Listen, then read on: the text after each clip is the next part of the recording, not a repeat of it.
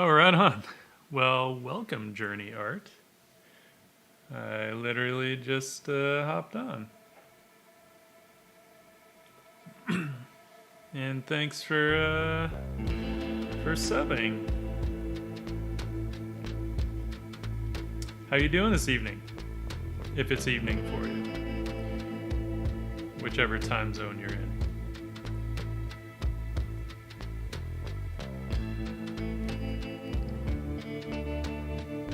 Awesome, man. Thank you. I appreciate that.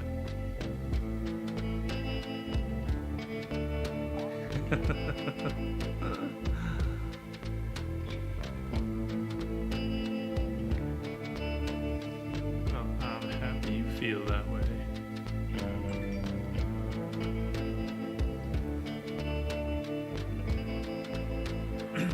Oh, right on.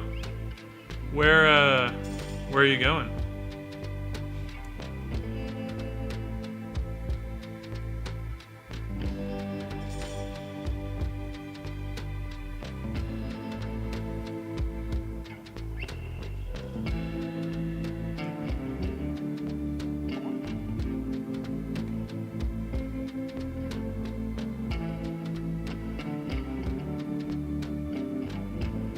Oh, cool. Up in San Francisco? I'd looked at them years ago.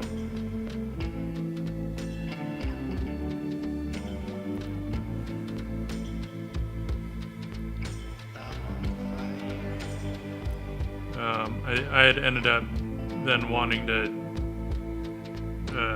go into, or I thought I wanted to go into animating for video games, and so I ended up going to a school up in Washington instead called DigiPen. Of course, then I ended up not really wanting to do animation for games anymore, so then I ended up going back to school for illustration. Let's see here.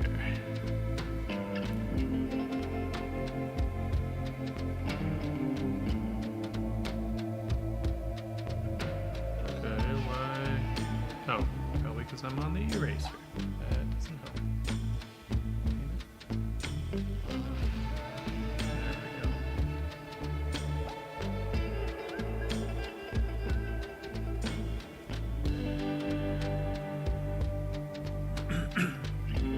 Right on. What kind of art do you want to end up doing? I mean, knowing that can, of course, change over time, but you know.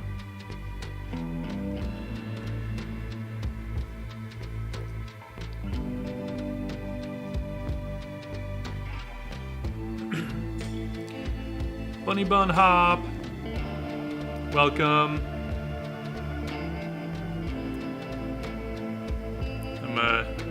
I want to put some windows in here, but I'm trying to figure out like how lit I want them to be. Not like, lit awesome, but how much lighting I want there.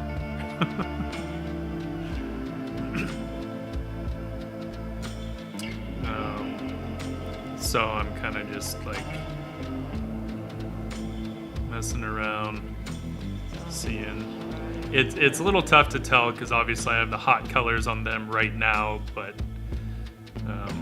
I just wanted to get a little bit more of the lighting. I have no idea what this place is gonna be. I kind of feel like maybe it'll be like a restaurant or something. It doesn't matter too much. Here's my horizon line. But it kind of matters because I'm gonna have to like do some kind of signage, right? If I want it to be something. Oh, wow.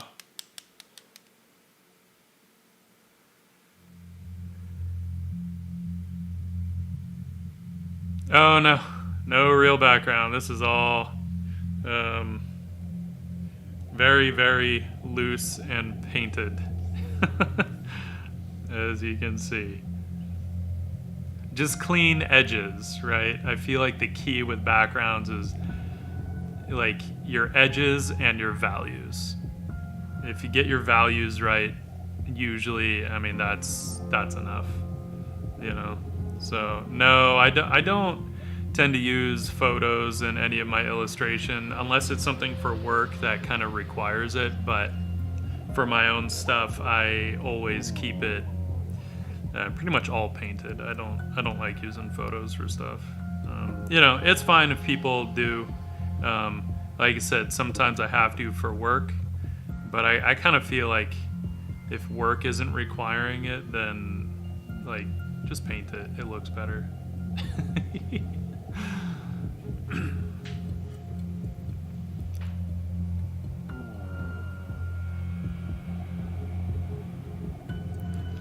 That's awesome, man. That is awesome. Art is a powerful thing, no matter what, you know. And yeah, it can change. Like I was dead set on going into games at one point, and then I was very certain that I wanted to go into like animation for, you know, film or something. That passed, and then I was like, no, I'm sure I want to do concept design, and I was set on doing concept design for years, and then I ended up going into advertising, doing like movie posters and stuff. Mostly because at the end of the day, I found one of the things that I love doing the most is drawing with pencil and paper, and advertising kind of allows me to do that still and get paid for it. So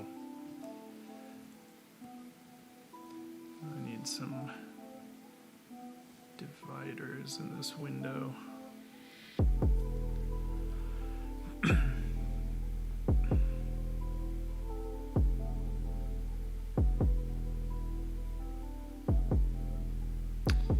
I gotcha.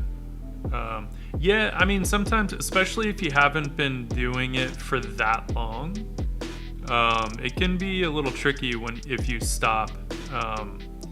At this point, like, honestly, I get antsy if I don't draw for like more than a day and a half or 2 days. I just can't do it. It's such a habit, and if I'm not drawing for that long, then I get really like anxious, and yeah, gotta draw. Trying to decide if I want some kind of like dividers in the window, but I don't know because I've already got the lamp post, which should maybe be a little heavier than that. I think I want the lamp post a little bigger.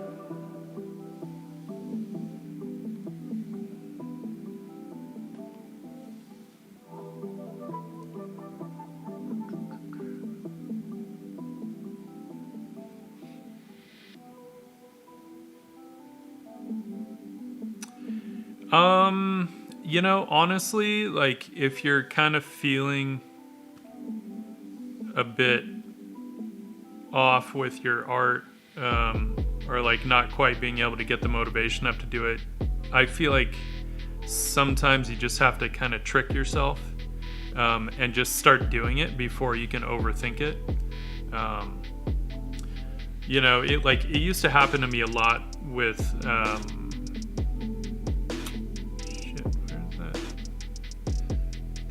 those lines at? Is it here? Okay. It used to happen to me a lot when I would kind of take on commissions or jobs that I just like kind of wasn't really that into. You know, I'd be excited at first because I'm like, yeah, cool, I need the work or whatever. And then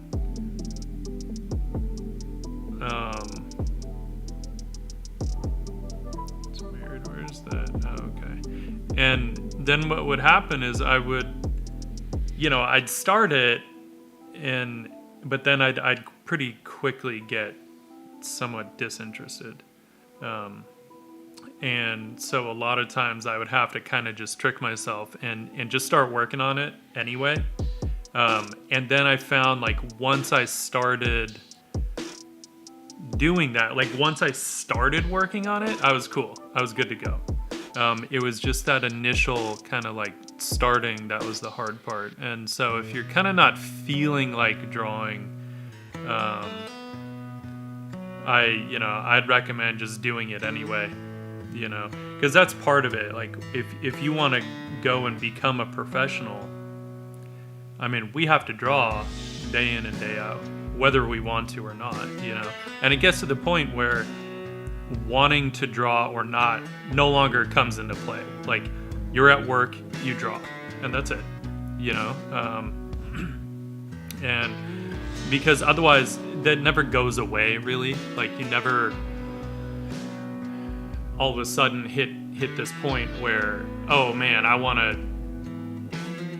I always want to draw. Because yeah, there are times at work like I don't want to work on the project that we're on or whatever, but I don't have a choice, so I just got to do it, and I got to find the kind of the interesting challenges in it, Aurelia, thank you and welcome. Oh, absolutely. Yeah, Danny, like 100%.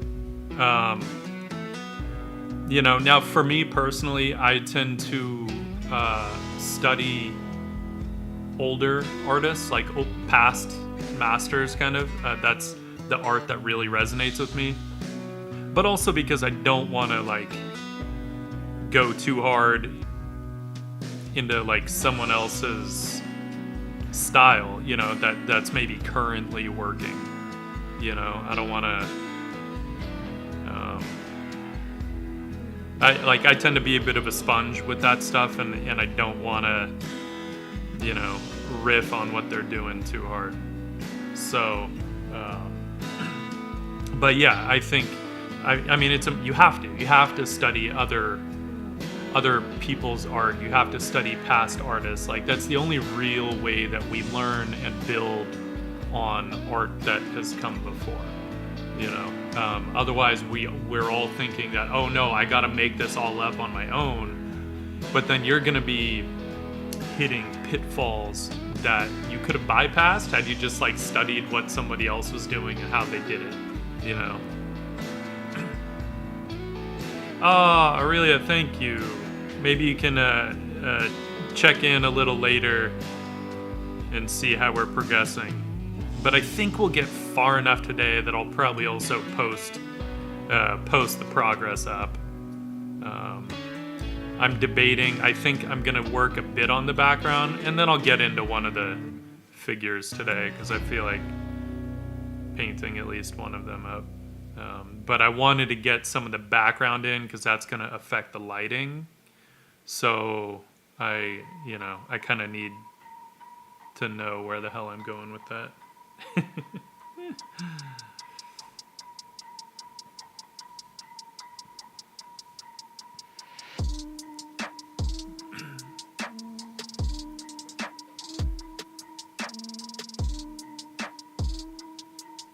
Yeah, I mean, journey, that's important too, like kind of learning how to study.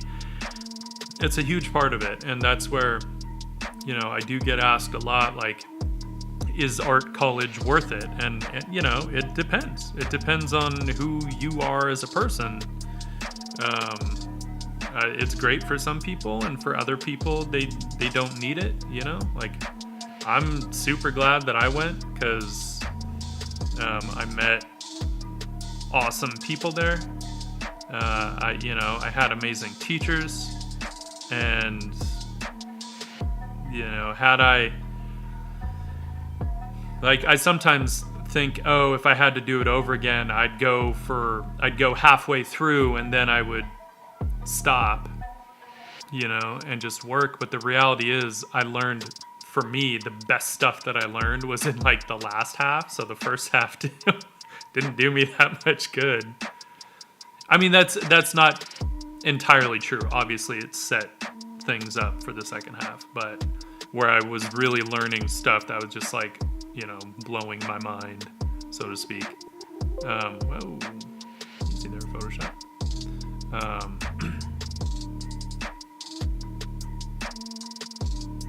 Yeah, I think it's a good thing to go. As long as you do have the means to kind of see yourself through it. Like, I can't say that student loans are a ton of fun, but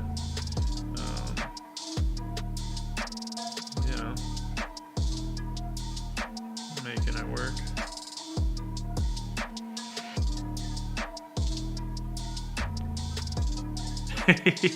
Yeah, Archer Kell knows. You went to Art Center with me.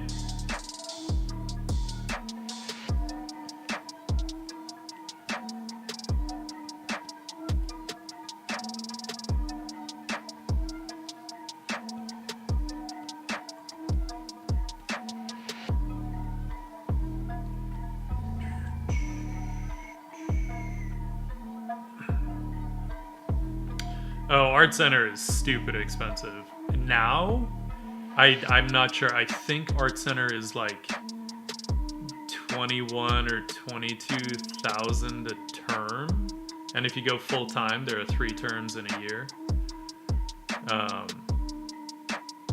Yeah, it's a lot of money. It was half that when we went, but now it's stupid expensive.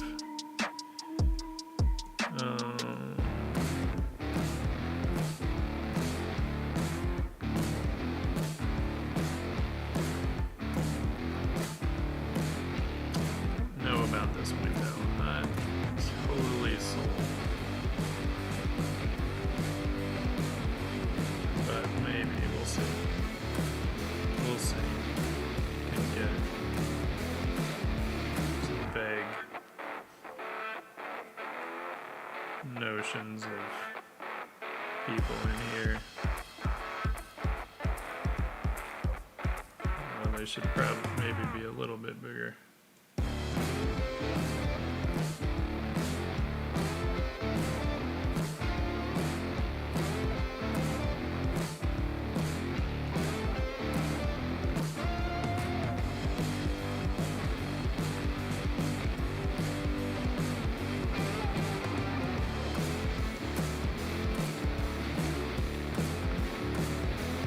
Oh. Took me a second there. Really? What? Oh, what? Is it the color palette, or what reminds you of that?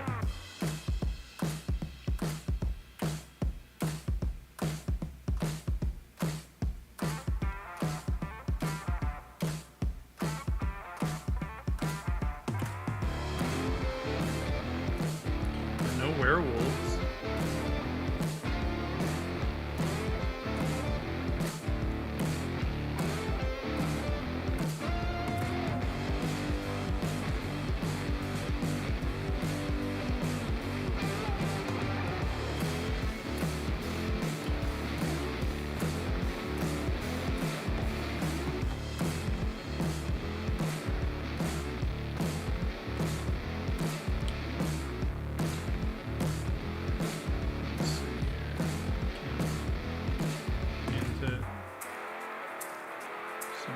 Inside. I don't want to go too crazy with this stuff, but I think I have all the. Yeah, no, that's fine.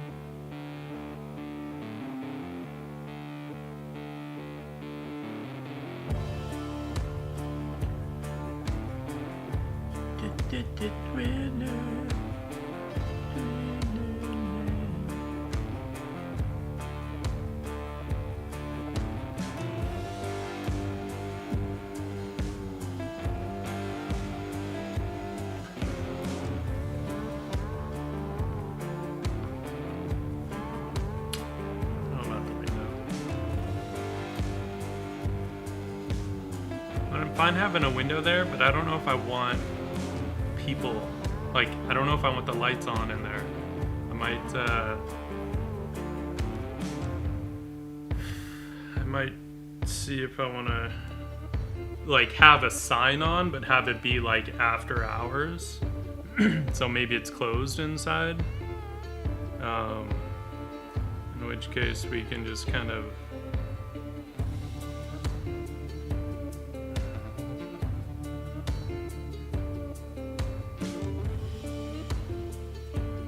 do this and then catch a little bit of like reflection and stuff on the window. Because I feel like it'll just start to compete, you know? Even once I start getting the lighting on them, I don't want, I don't know, I feel like unless I really blew out the light, you know, it would just kind of compete with them a little too much. So let's do this instead.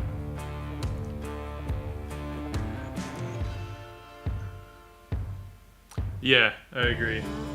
Because there's already, I'm going to get a neon sign above this, and then we're going to get, you know, some lights and stuff in the background a bit.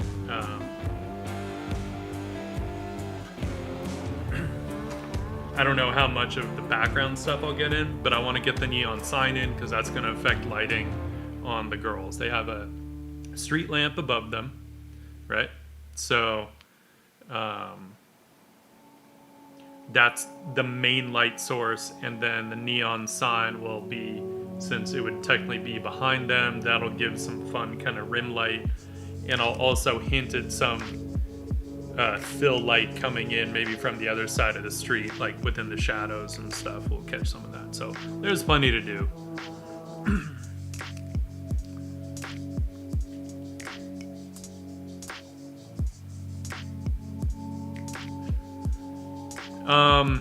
Ask questions, honestly. When you're drawing, when you're doing your figure drawing classes and stuff. It's weird. Is that from? Oh, that is. You know, don't go on autopilot. Like, pay attention when you're drawing. You know, and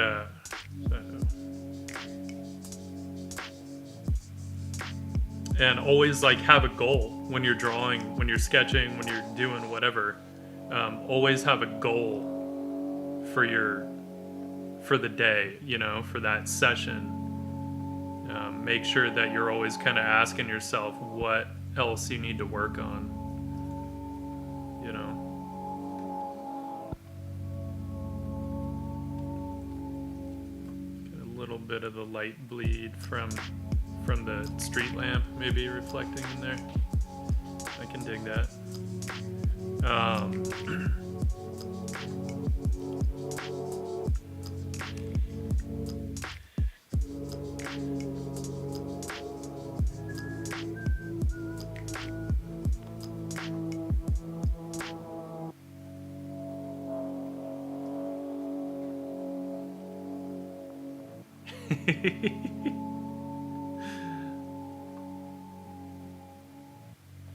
We don't know.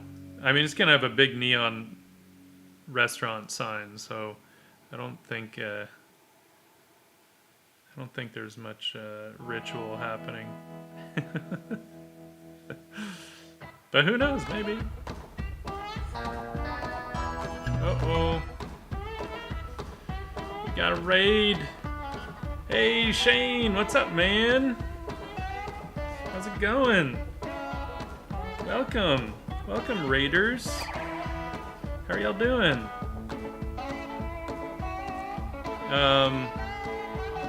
If anyone's new here, as the handle says, my name is Daniel Landerman.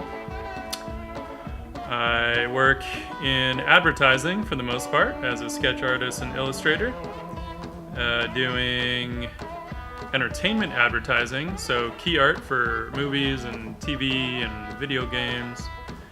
Wow, finishing up. This is the end of my 13th year as a sketch artist. That's crazy. We're working on these Cyber Elves. These characters, I've illustrated them before. I'd done this piece here as an exclusive print on Kickstarter when I launched my book. You can actually pre-order the book. Those links that Art Raquel put up, there's a pre-order for the book. It's a collection of like 5 years, like curated sketches and drawings and illustrations from about 5 years of personal work. So this was an exclusive print for that.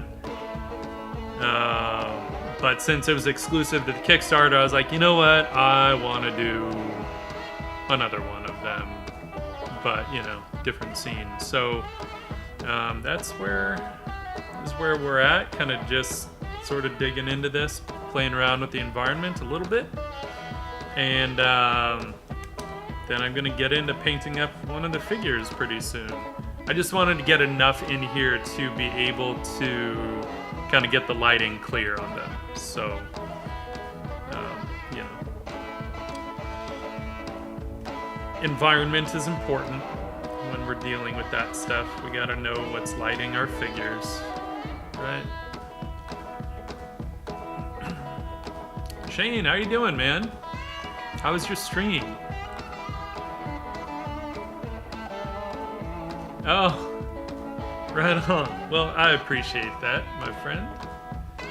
What were you teaching us today?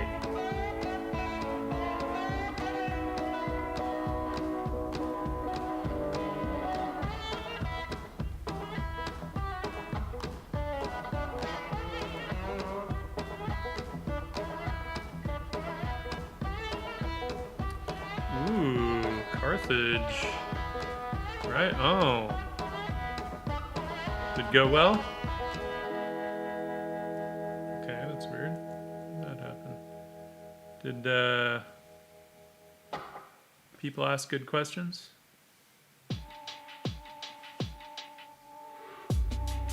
It's always easier when they ask good questions, right?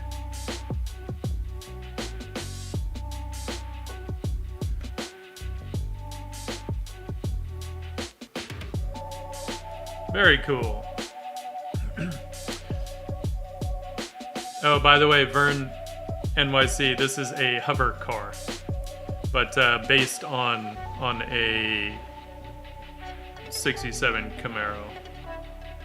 But it's sci-fi, so I'm like, it doesn't need wheels. It just full-on hovers.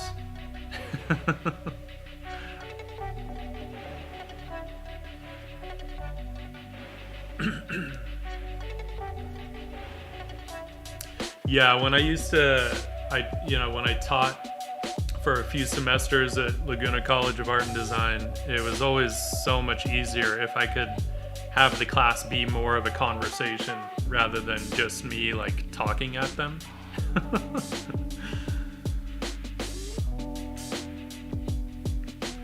But then inevitably, right, it's always just like 2 people that actually ask questions. Everyone else is just like zoning out.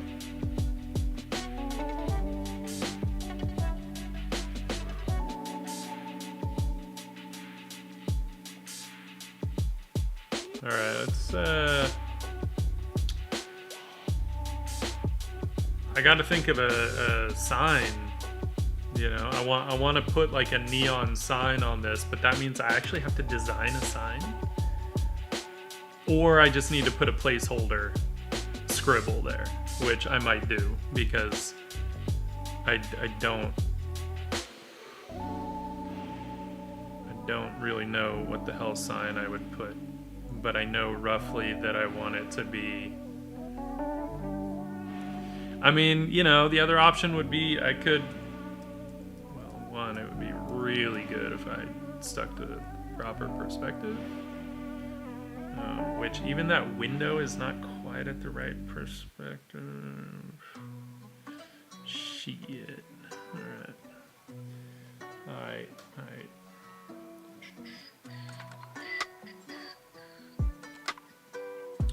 That's easily fixed.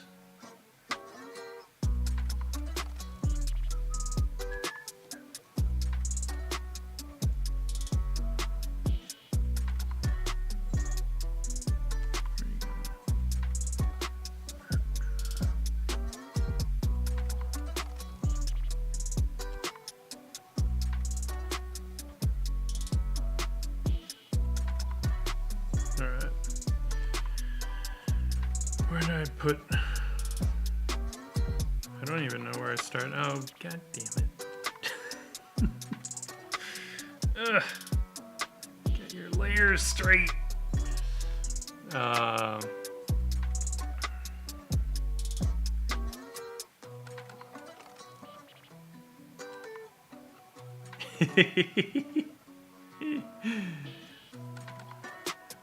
was gonna maybe just like jack the name of my favorite Mexican restaurant and just make up a sign for them.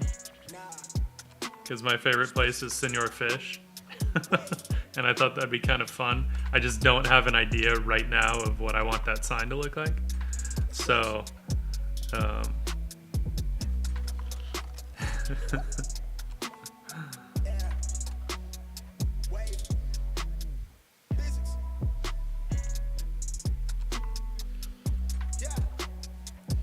but I know that I want the sign, although I don't know if I want that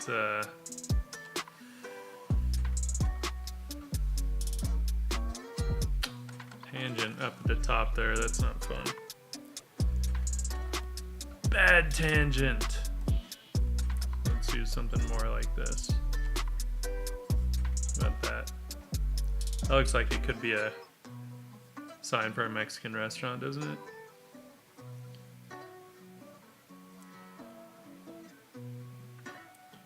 I feel like I actually don't even remember what their logo looks like, so our Senor Fish will probably just be a fish with a sombrero, because duh. And maybe a serape of some kind, but I don't know. And then it would just say, but it would have more colors than this. Like, it wouldn't just be red.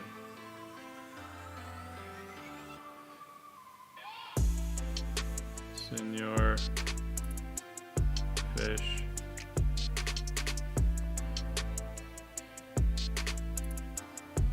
You know, we'd have to get some kind of green in there too, right? It's just calling for it.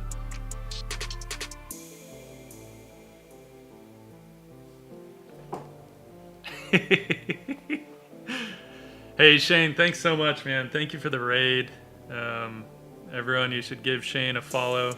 He gives awesome talks on all kinds of historical, I mean, everything. Just, you know, histories on countries and different eras, and it's cool. Cool stuff. I dig it. This one, I'm actually gonna have to do this.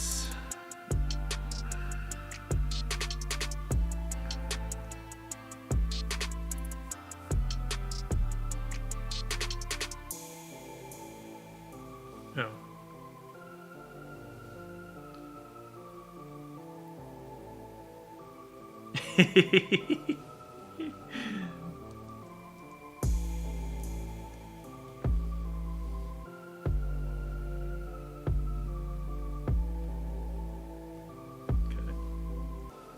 Okay. A wheel of four Shane. That'd be rad.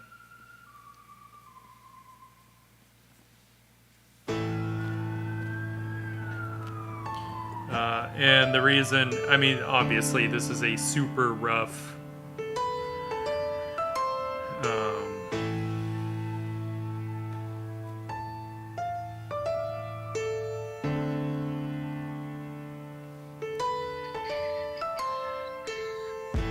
this is not a finished sign by any means, right? Oh, I actually wanted to see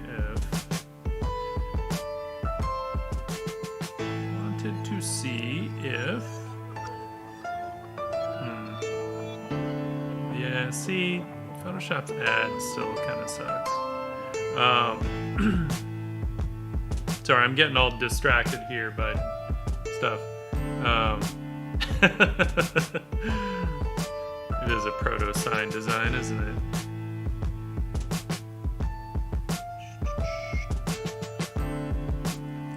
And then we will blur this a bit.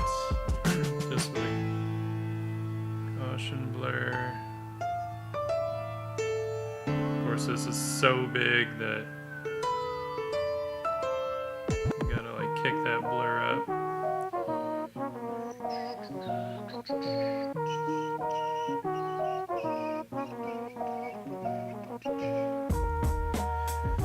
And let's actually lighten this, saturate it,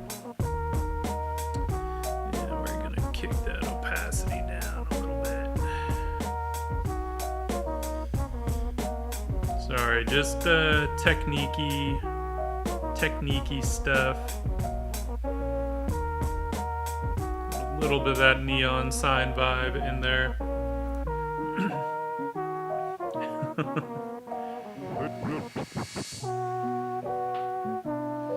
Oh man. Well, hey, Danny Zhao, thank you so much. You can always tune back in, you know, after the stream. It'll be up, so you can always take a gander afterward. But thank you for joining. Just make sure I know what my groups are here. And then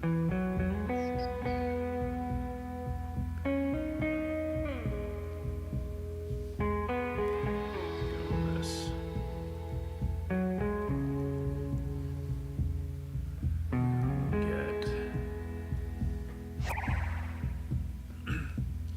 Hey, thanks for the follow, Osku, and that edgy person 33 from 13 minutes ago.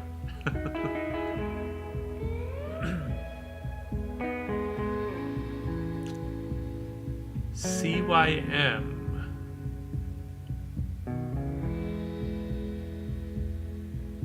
Hey, Viscera Obscura, welcome. And that's cool. I'm glad that you're watching the VODs. Vern NYC, what's CYM? They are cyborgs, so what, like cyber elf ninjas. Because that's a thing. Oh, cyan, yellow, magenta. Close. And actually, she does look a little more cyan here, but I went a little more specific and based them on 3 of my favorite oil paints from my palette. So essentially, you're right. The girl in the middle is I, which is IY for Indian Yellow. The girl on the right is Quinn for Quinacridone Magenta. And the girl on the left is Manga for Manganese Blue. But yeah, you're pretty much spot on. So good on you. Realize I gotta get some glow on the building behind the sign, right? Even though they tend to have that backing on it, so it doesn't usually like totally light up directly behind, but that's okay. You can cheat it.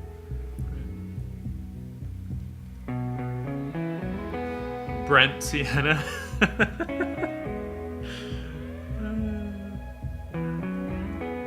That's funny.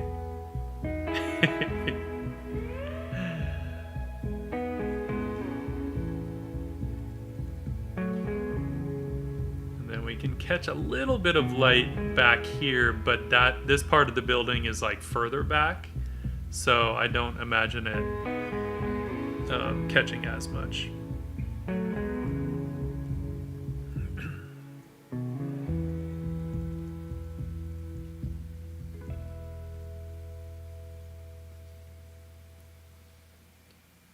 Should just like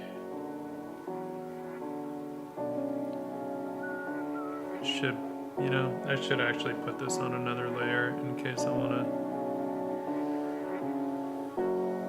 blur it. Yep.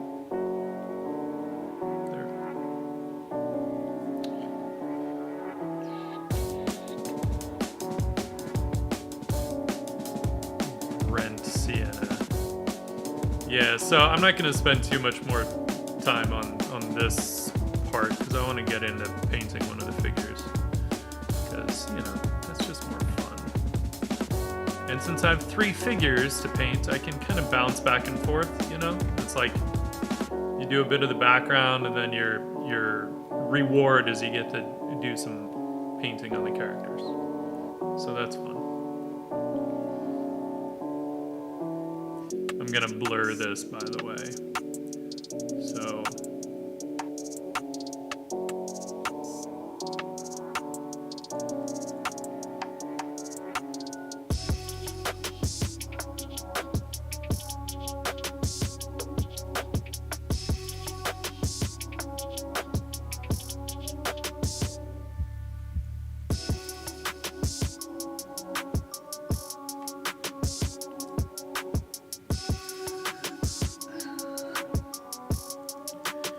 then we can just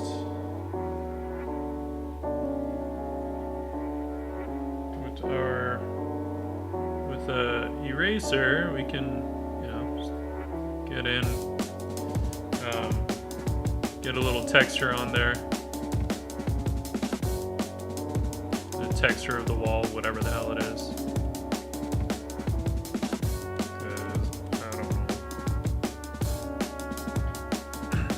Hey James, welcome. How you doing?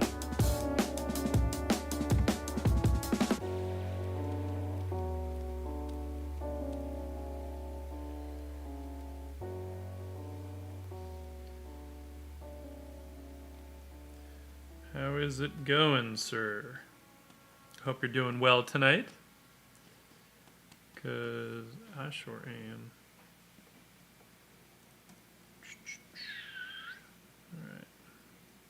Alright. I don't want to noodle this too much because it seems kind of silly.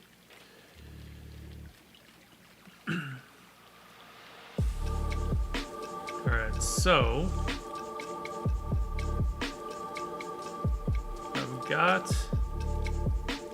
I feel like I have the bulk of,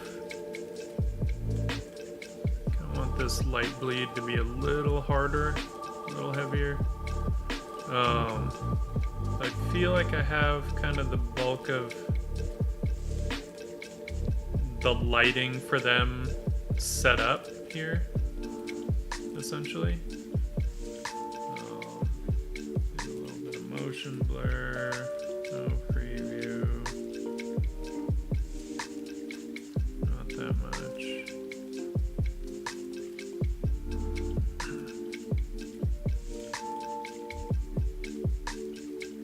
Oh, right on.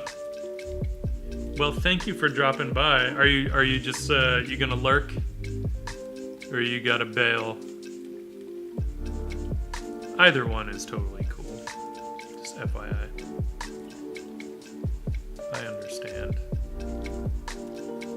I was working all day.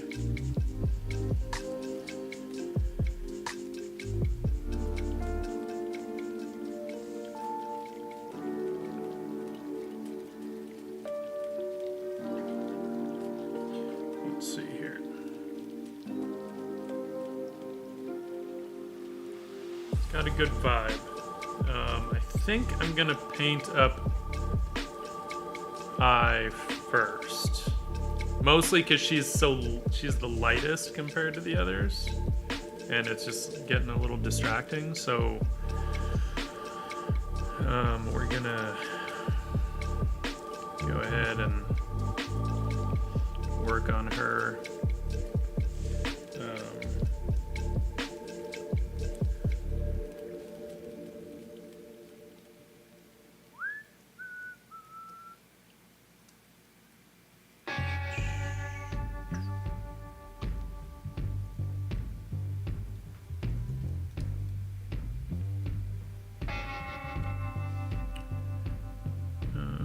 Don't need those opaque.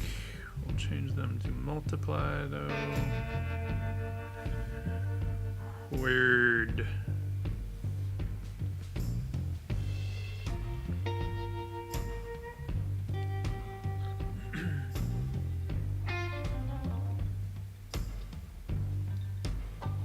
Good Thursday night if you know, got your drinks.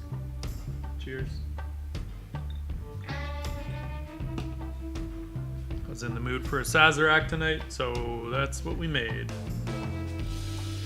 A little bit of rye, a little bit of cognac, some sugar, some barrel-aged whiskey bitters, some Earl Grey bitters, a little absinthe wash. Good to go. All right, let's get her colors now. So one of the things, so this girl right here is who we're gonna start painting up. Her jacket will still be the hot magenta and Indian yellow, but my idea with these characters is that they can they're almost modular in a way, right? So the plates and stuff, their cybernetic components can be swapped out depending on, you know, their needs for whatever mission they're on. So I'm not actually worried about sticking to whatever colors are here. Other than a couple of things. So, but the other idea is that they each have the other two colors incorporated in, right? So she'll have some magenta and she'll have some of the manganese blue.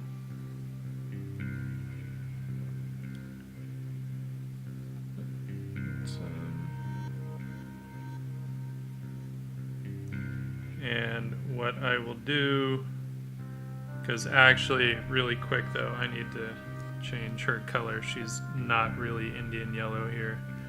She's got to be a tad warmer. It's a little better. I don't know that it really matters that I get it just perfect, but I'm a stickler for that. And I'm gonna darken this magenta a little bit. We're gonna go a little warmer, a little darker. So what I'm gonna do is I will just have the I don't need to worry about the patch right now.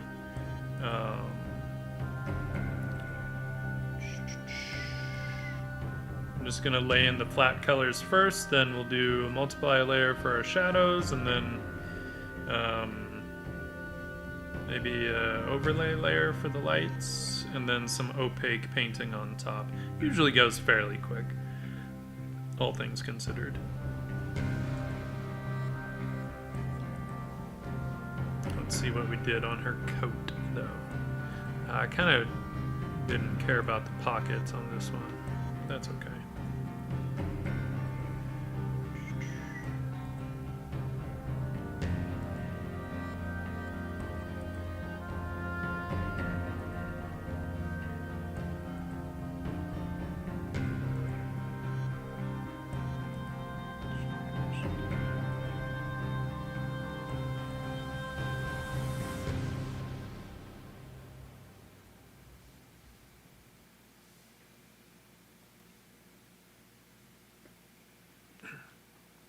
And if anyone has questions along the way, please feel free to ask. We like questions here. Go darker on these for now.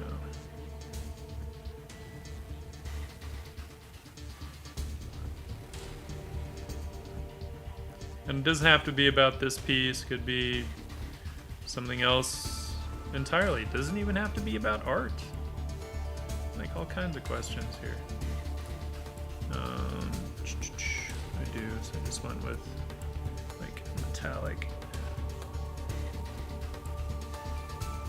Probably kind of a gunmetal color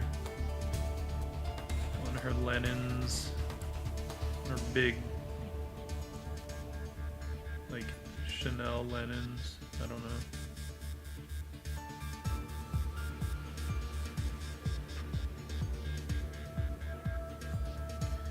Her scrunchie. And with all of them, regardless of the colors that they have, their hair basically stays the color of their name, right? So her hair will stay Indian yellow. And I don't know if I want to change the face colors really. So let's stick with our face colors here.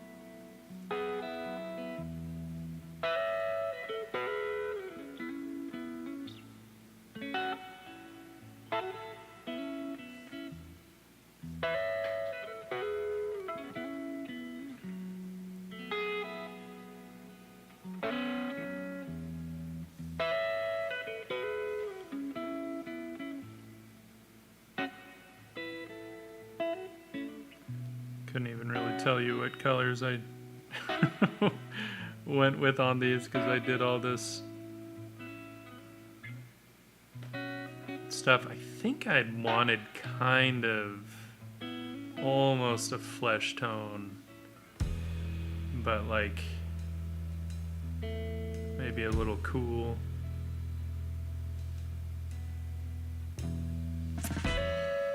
Let's see here.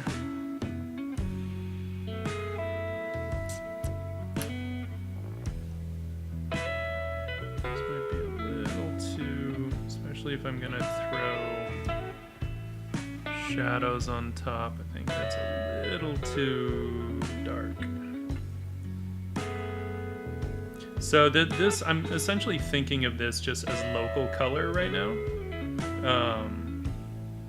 You know, I don't always approach paintings that way because local color can be deceptive,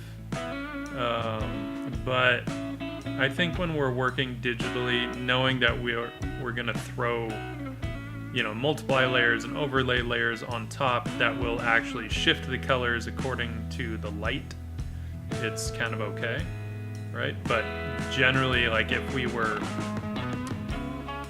doing an actual painting, right, an analog painting, local colors can be our enemy, so to speak, because just because you know something is red, it doesn't mean that you actually will use any red in there, you know.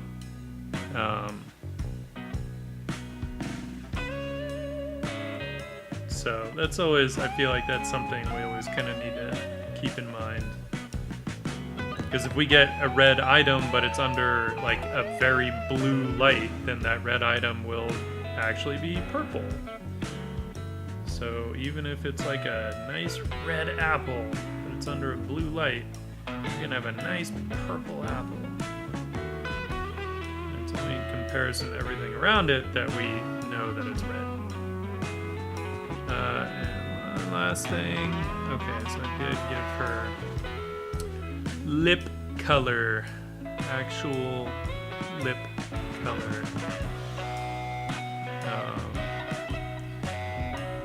And then the rest of her, I can kind of just do what I want for this piece. I don't need it to stay the same, though I should have probably kind of neglected any designs on her her arm here. So let's really quickly do something, because everyone else has stuff on their arm. Oh, what's going on there? It's weird. Don't do that, Photoshop. None of that shit.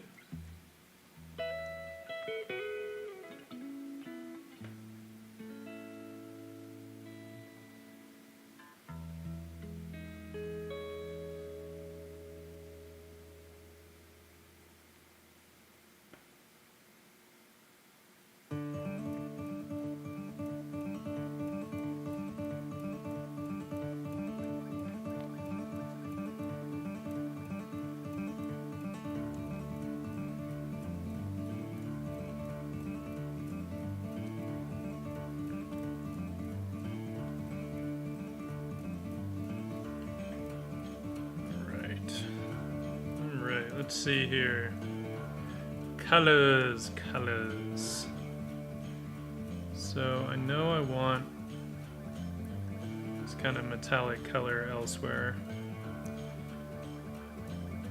What will essentially be metallic.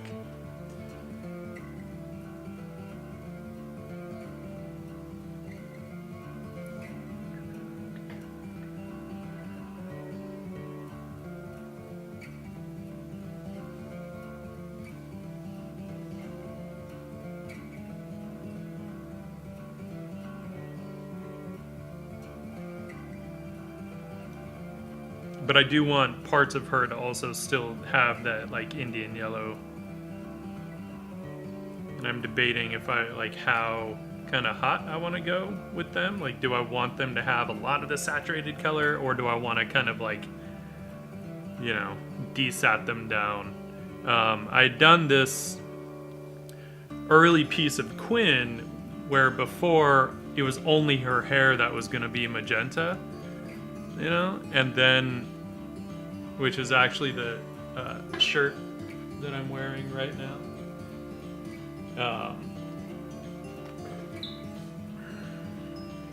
If anyone wants a shirt, just go into the shop. Pascu, no, I definitely use a tablet. I use a Cintiq. Hang on, I'm gonna give you guys. Anyway, so the shop, the DL shop should be in there. If you're interested in shirts, you can always grab a shirt. Yeah, so I use a Cintiq to draw. Like, I think as soon as you get into really accurate drawing, then you kind of need that one-to-one. You know, I really don't like drawing on a normal tablet anymore. I think I've just used the Cintiq a little too long. I mean, I've been using a Cintiq since 2008, so I'm pretty used to it at this point. Let's see here. We want that to skin colored, I think. I'm definitely gonna have to sort of play with some of these colors to see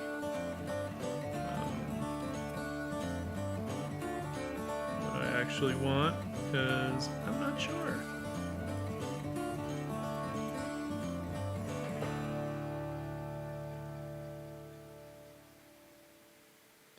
Also, I have a feeling...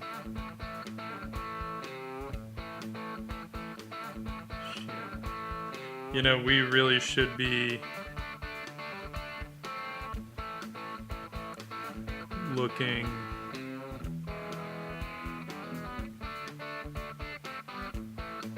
a little more down. Like, not totally down, but given... So, you see this faint red line right here? That's technically my horizon line, even though I think it's just a tad low. Maybe, but we really should be looking down on her knees, even at the angle that they're at. Remember, anything below the horizon line, we're looking down at. Like, it's that simple, that straightforward. If it's below the horizon line, we're looking down at it.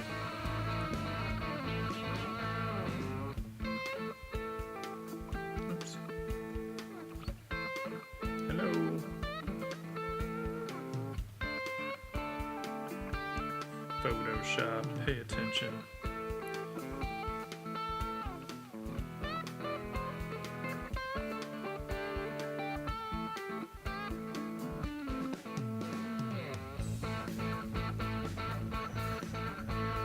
I mean, some of this stuff, like, I know that I can, once I get into the opaque painting, I know I can correct and change certain things, but some of it, it's just kind of easier, better to just do it right now. So we're Doing it now.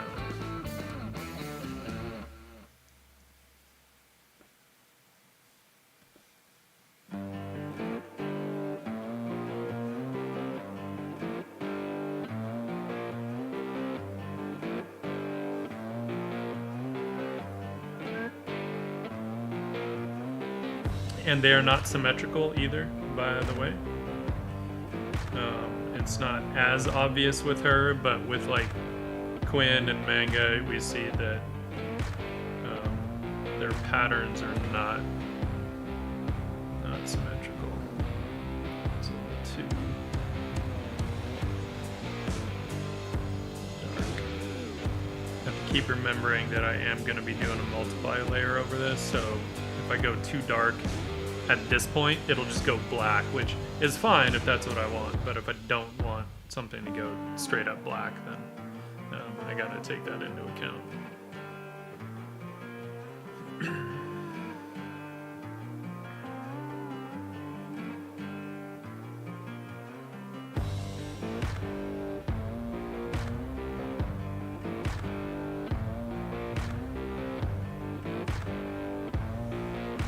Yeah, I don't think it's worth like anyone struggling with a mouse at this point, not when tablets are so affordable, you know, when you can get a decent tablet for like, I don't know, 50, 60 bucks, you know, like you just kind of save up and get yourself one of those. It doesn't have to be a screen tablet, right, like a Cintiq, but just a regular tablet is infinitely better.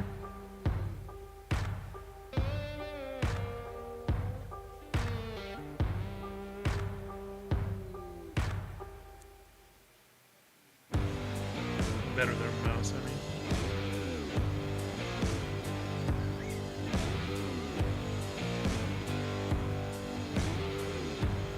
Okay, she also needs some blue, some nice manganese blue, which I'm actually gonna go a little more green on this. A little more green. Not that green.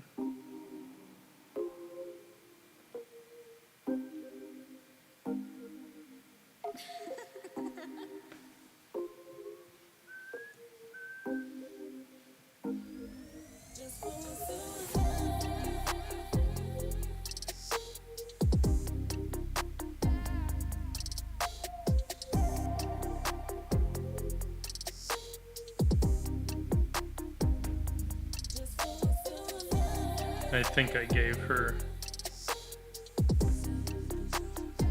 blue on her shoes in the last piece too, but that's okay. I kind of dig it.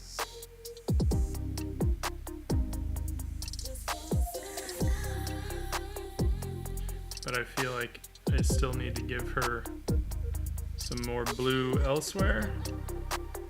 And I need to figure out what the hell this patch is on her coat. Or windbreaker.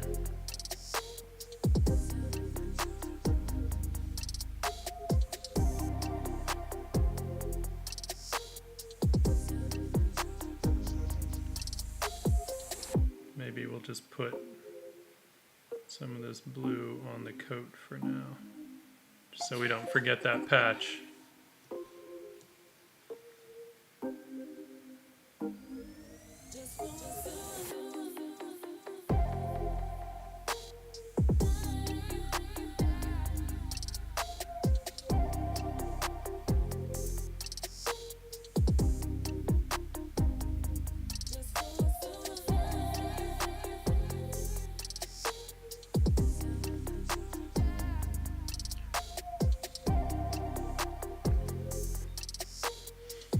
I almost want to go more muted with the colors, other than her coat and her glasses and her hair. I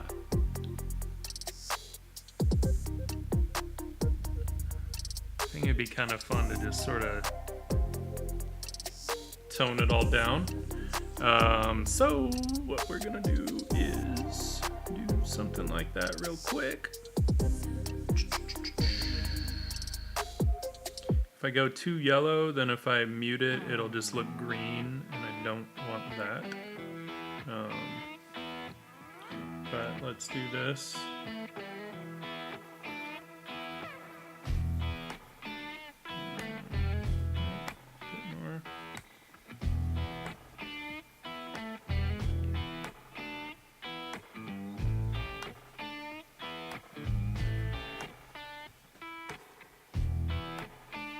You know, and just basically have like certain parts of them just be like accented, essentially.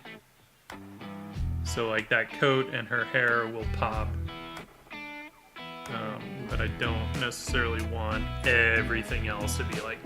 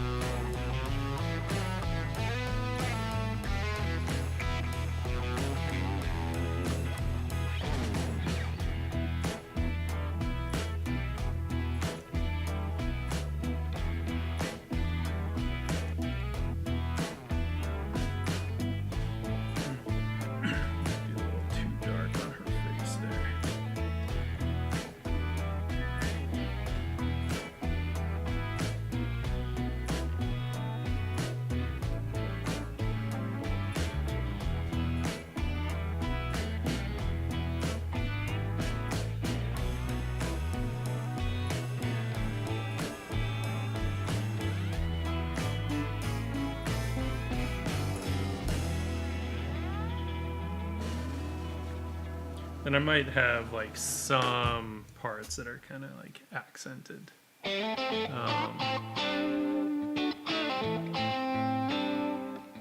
But not as saturated and hot. It's a little overkill.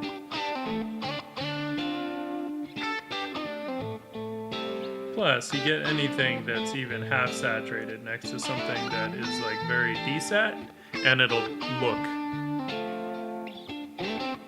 like much hotter. So, you know, you can always play with that stuff.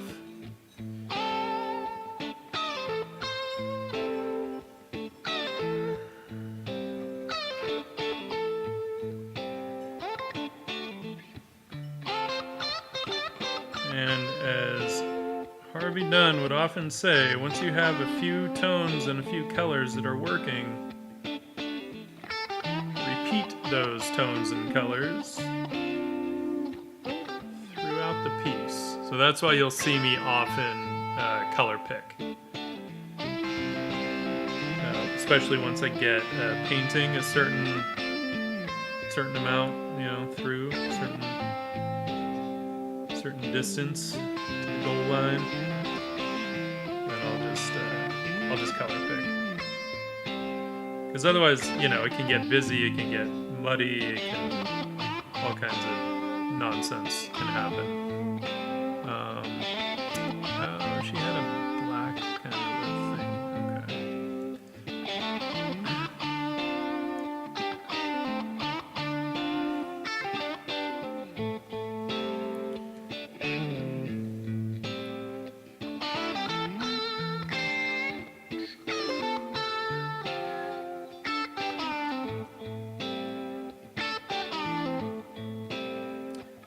Entirely sure if I want her to have black soles on her shoes. Kind of cool, but I almost want to do white soles. I go all athletic. Though not true white, but obviously next to everything else, they'll look like it's kind of fun. Kind of Goes with the 80s vibe. I'm gonna darken those just a little, even though the multiply layer I know will darken them.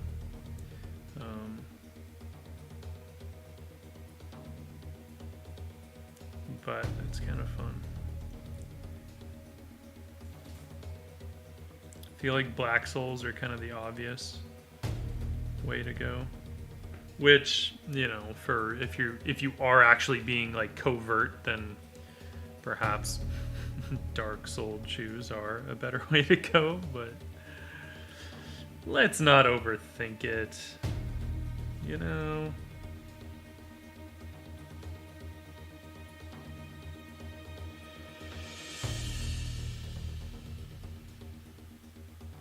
I call them shoes, but I couldn't even tell you where the shoes end and you know where the rest of her leg begins. Okay, we're gonna do a little bit hotter yellow in some spots. I think that's good.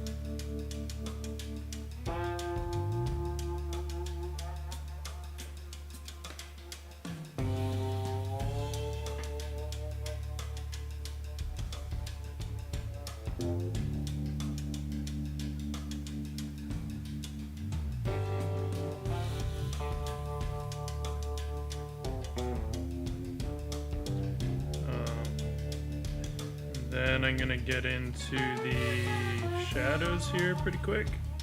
Multiply layer.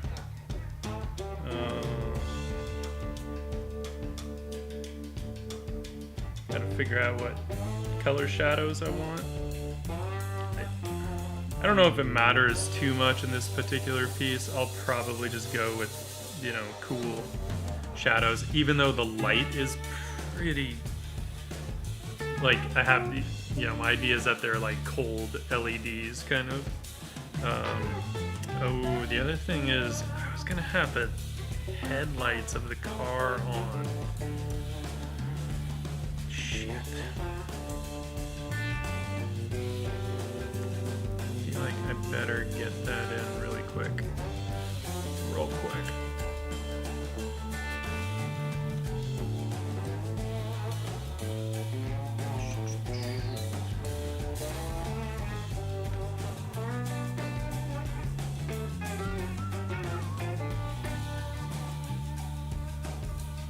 Wait, why are you... I want you to be yellow also. Why are you also yellow? It's weird. Whatever. Whatevs. Doesn't matter. Don't matter.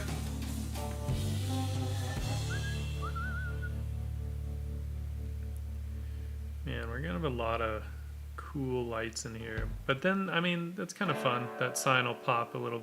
Not that it needs help popping, but, you know.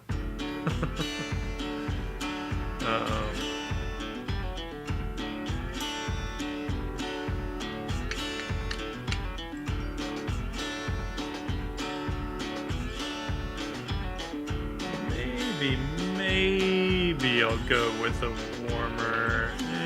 No, let's keep things tied together. Stick with some cool kind of LED sort of things. That's kind of my thought for these lights, is that we'll have these little like pinpoints.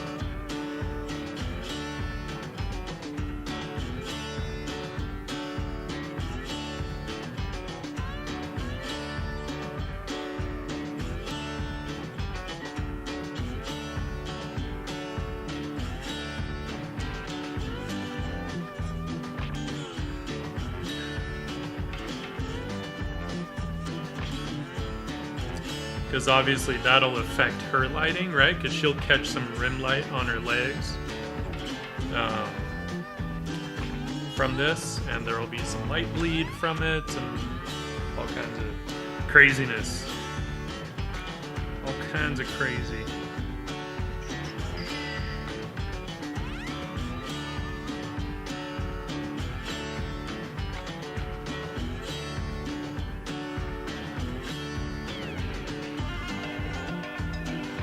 And shit. Well, we'll have to just do that in a layer above. Actually, it could be on that layer. Yeah, let's keep it separate. I just realized, like, we'll need to pass in front of Quinn.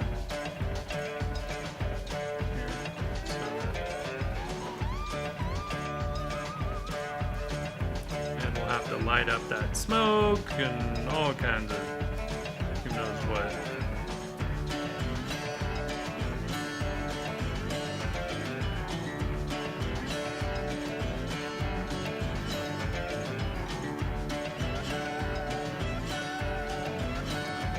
Right, this steam here is gonna have to totally light up.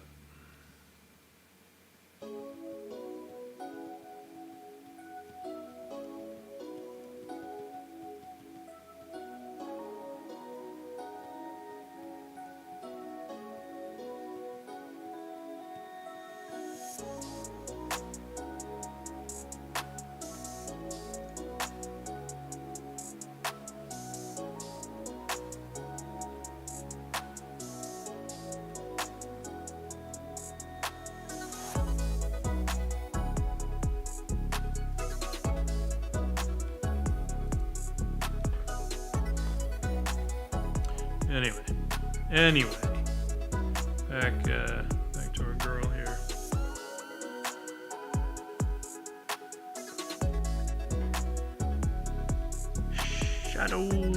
Shadows.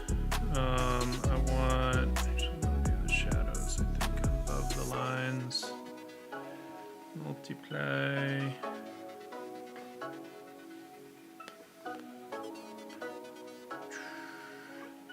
So we're gonna go with cool shadows, just warmer than the lights, right? So we'll go with a warmer, like a more red-blue, kind of a violet-y. Desat, though, you don't want to go too saturated on shadows.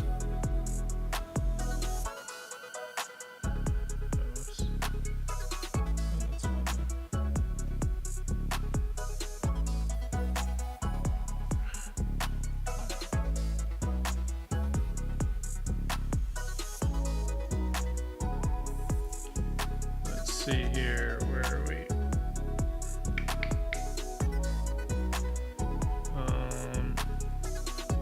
Let's see how these look. Yeah, those will work. These will work. So she's basically being lit essentially from the top down, right, with this street lamp. As far as the main light source goes. So that's kind of easy. And I was gonna say maybe it's also a little behind her, I think. Like a little bit. I don't want to go too crazy. I don't want her. Although she could be a little more backlit, it could be kind of fun. Good. Let's see here. So I'm basically just going to switch between the brush and the eraser for this stuff.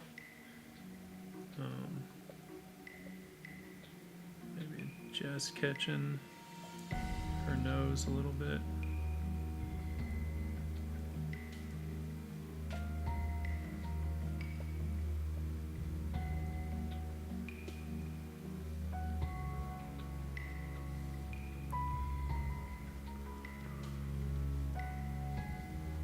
And these will be kind of the general shadows, and then we'll get into some occlusion shadows for this spots that are really like not catching any light.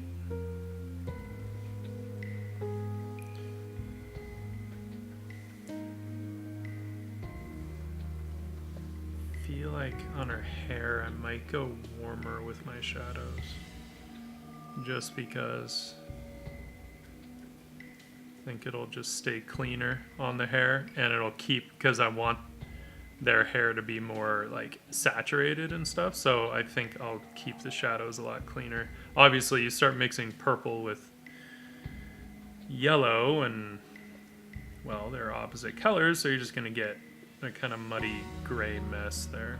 So pick your battles, pick your battles.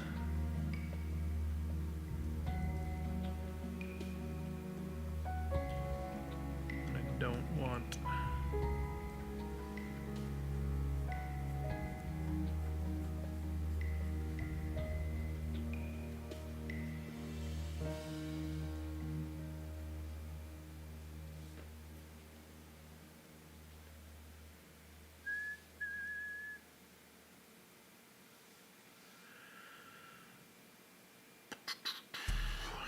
colors at.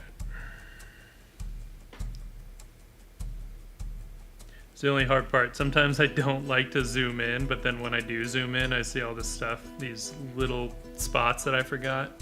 It doesn't matter too much because I'm still going to do opaque painting over the top. So, you know, I don't have to be super, super picky. It just, like, once all my colors and stuff are set, then I can kind of get more into it, more detail oriented.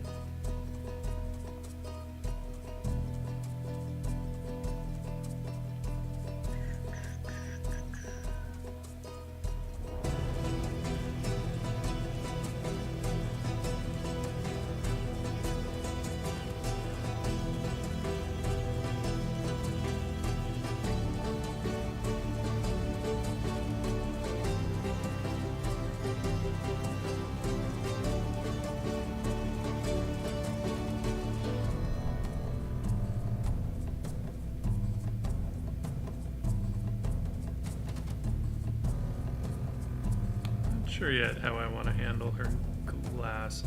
So I'm not going to worry about those actually. Not yet. That's more detail oriented than we need to get at this juncture. Cool these off a little bit more.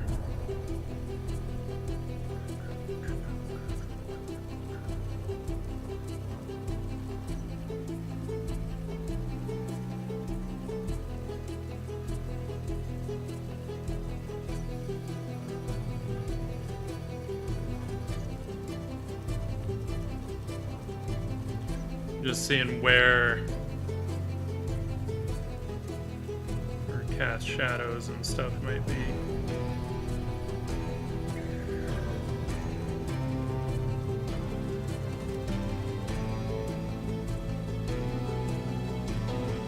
So a lot of this process, you know, it's so tempting to kind of just get in there and just really start going to town on details. But,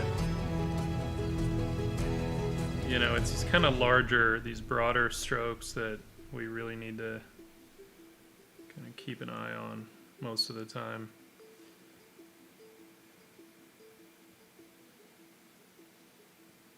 Because they'll kind of determine the details ultimately.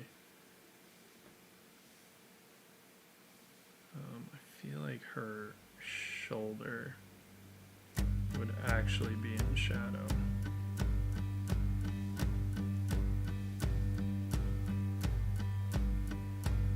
And like I said, we'll have, I want to hint at like maybe other signage and stuff across the street or from, you know, other areas. So some of these shadows will get some fill light from that stuff. And then Quinn and Manga are further back, so Quinn will be more directly top lit, and Manga will have just a little more front lit. So, you know, it'll be fun. It's kind of a fun thing when you have a very local light source like that, because then you can have almost like 3 different lighting scenarios on each figure, and I think that's right. You know what? I don't know why we're sitting here. We can just get this stuff in and then erase out what we need.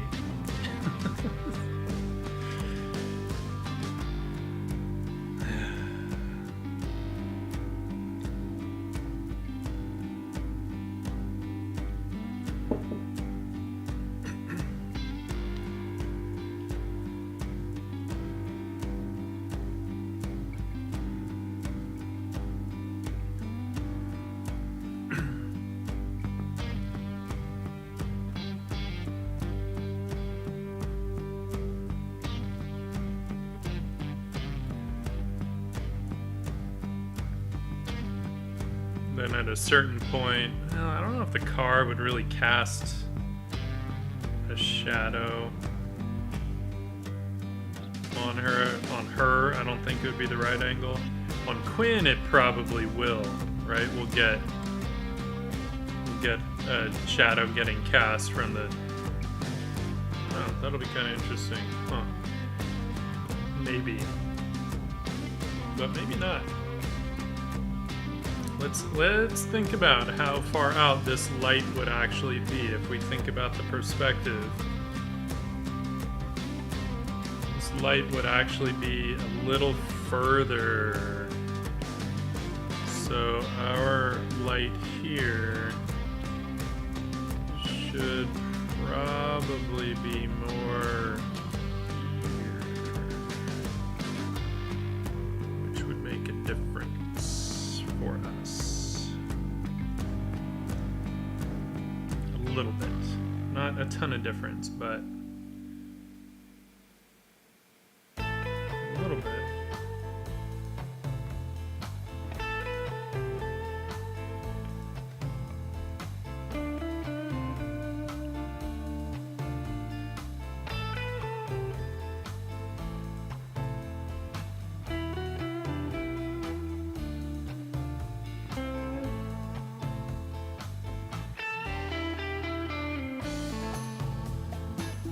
Actually makes the lighting a little more interesting, in my opinion.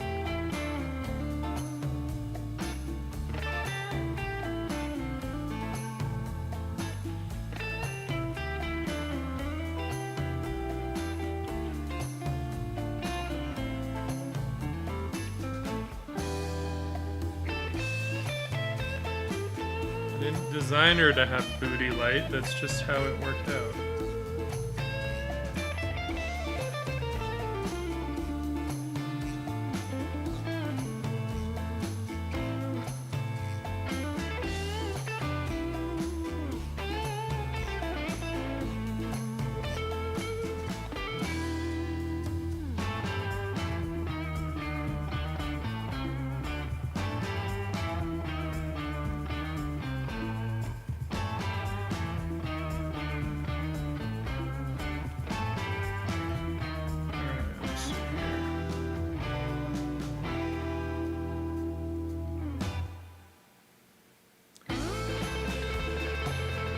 I don't know if it's because, you know, as a sketch artist and because I worked,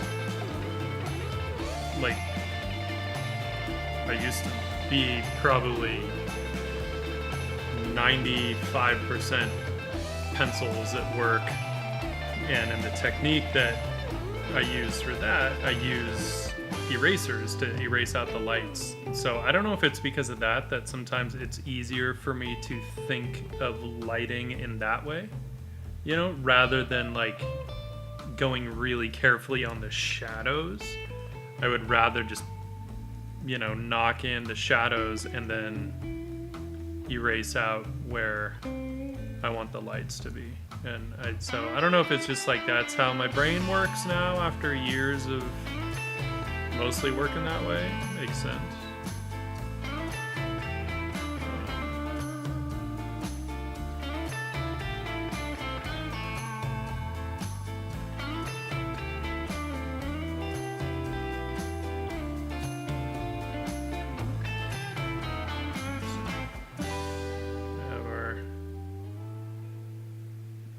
form shadows and cast shadows, right?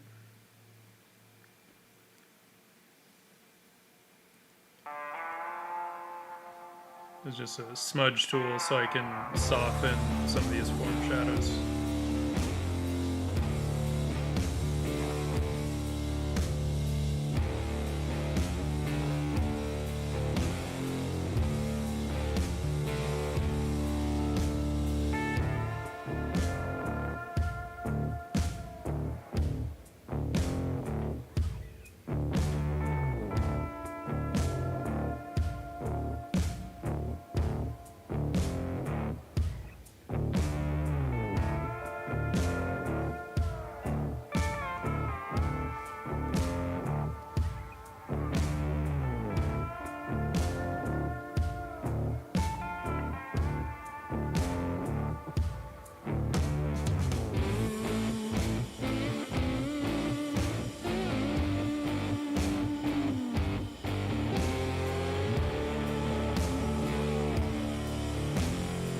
I am totally cheating this light on the edge of her nose. I don't really think she'd catch light there, but it just looks so good that I can't not.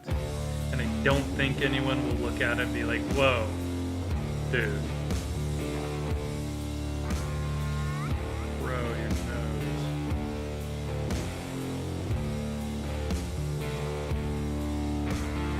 And if they do, then I'll just be like, whatever. You painted then.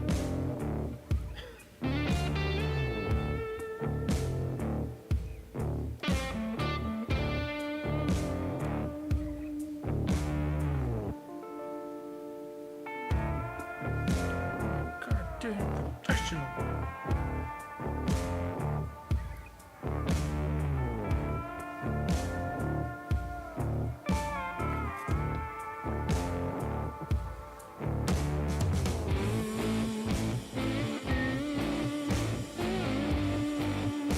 Let's get some occlusion shadows in here, which will just be darker shadows, right? Where we're really not getting light. Oh yeah, we're at 100%, that's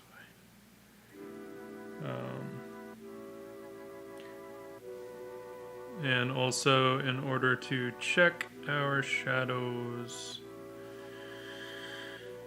let's, what am I doing?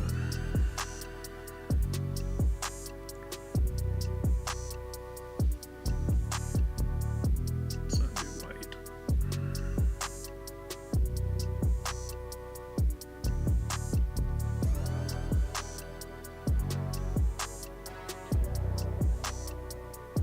This is just to be able to check our shadows without the distraction of color, right? Because color will deceive you every time. Every time.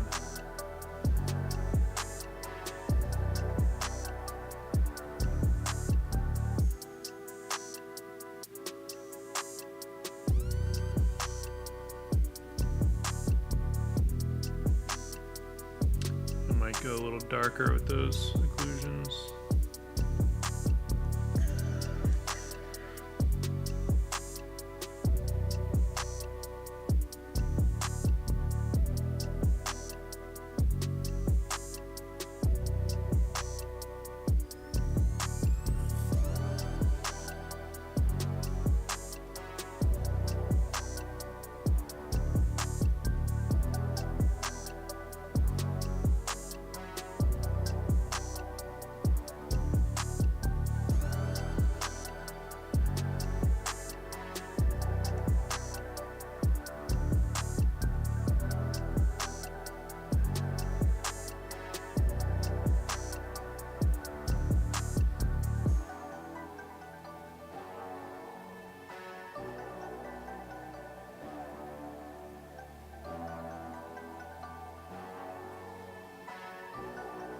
And as always, any questions, please feel free to shout out in the chat.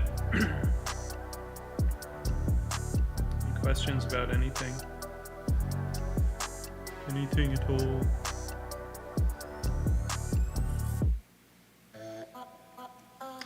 There, look at how much those Occlusion Shadows have done already.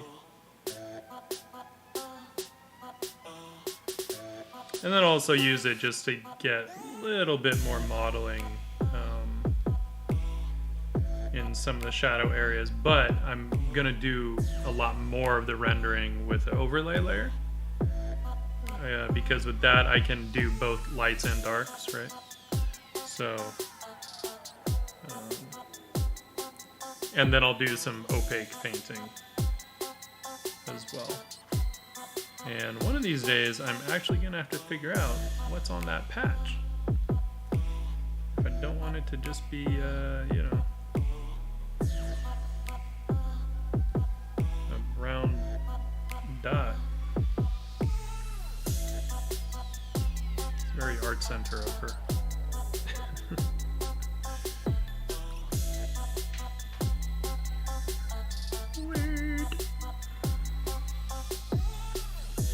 Alright, a little bit of overlay, and then I'll do some opaque painting. Sometimes I'll do overlay, sometimes I'll do a soft light. Kind of depends on the look that I want. What is your favorite color?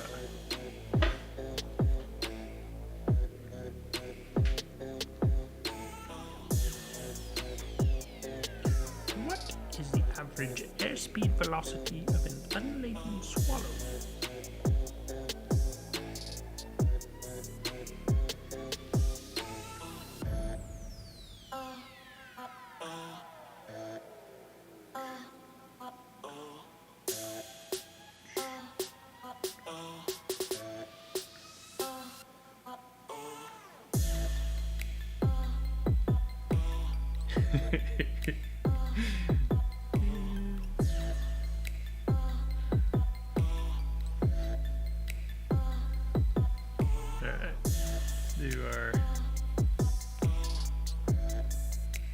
Switch to a chalk brush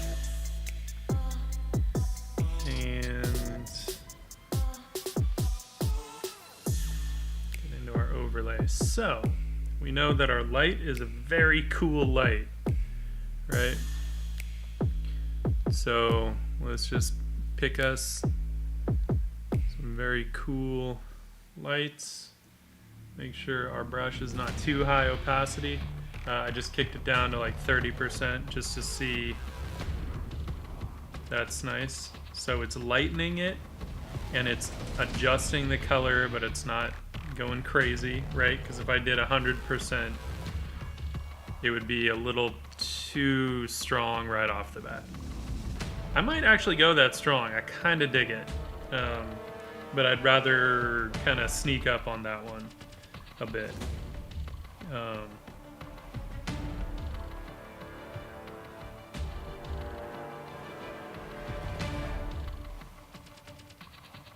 And really quick, before we go too far on some of this stuff, let's get a little bit of trans illumination happening in the ears, just because we can, and why the hell not. And then she also has, like, we notice here, like there's actually a light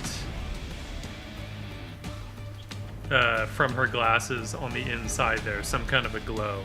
I don't know what it is. It's sci-fi. So, but we're gonna stick to that and give her that glow from under her glasses.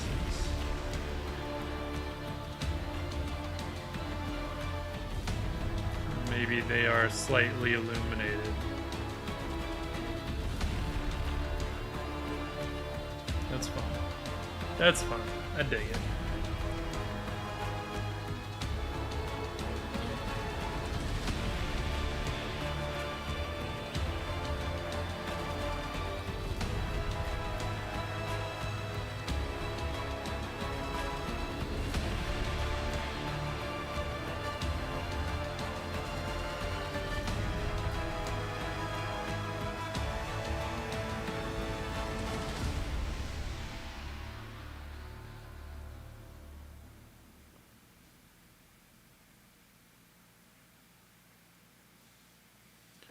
Okay. Go back to our cool light.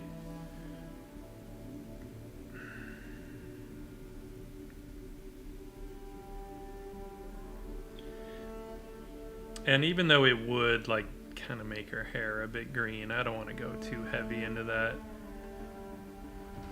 We don't want her to have green hair.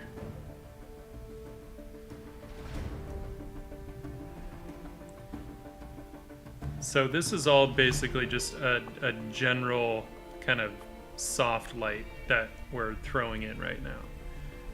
I haven't gone in, like, not getting into the different materials and stuff just yet. This is just knowing that, okay, there is a blue light being cast affecting her. And we could technically... I don't know if we want to throw it underneath. No. Maybe. No. Sometimes it's easier to just have those shadows up top so you don't mess with them too much, but we won't do that. And then here, of course, we'll get some really hot lights, right? Eventually. But I'll probably have to paint those in opaque to really get them to read properly.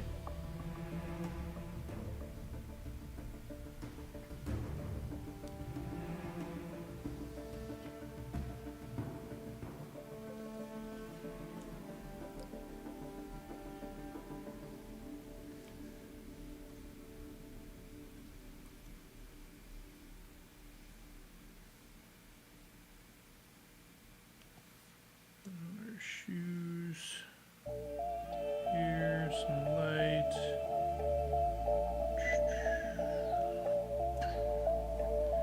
Let's see here. All right, now let's get some kind of stuff happening in the shadows, right? I just want some kind of hints of like, oh hey, there's other stuff kind of happening.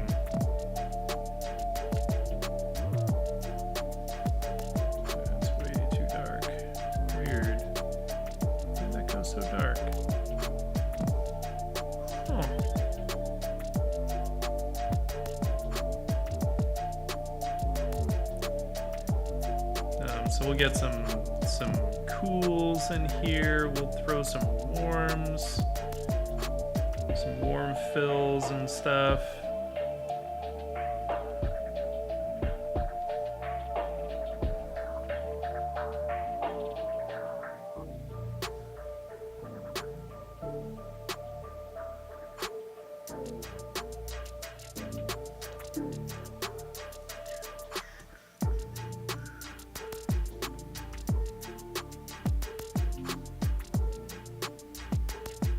But a lot of this stuff I will handle in the opaque painting, like the different materials and things are just kind of, a little easier. And we might be able to do it with the soft light layer. Maybe we could try, see what that does. Might give us the freedom to mess with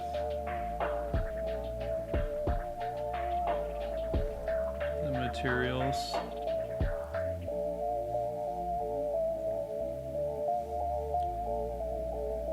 But I feel like I'm gonna want some opaque painting anyway, so I might as well keep that on a normal layer, but not that.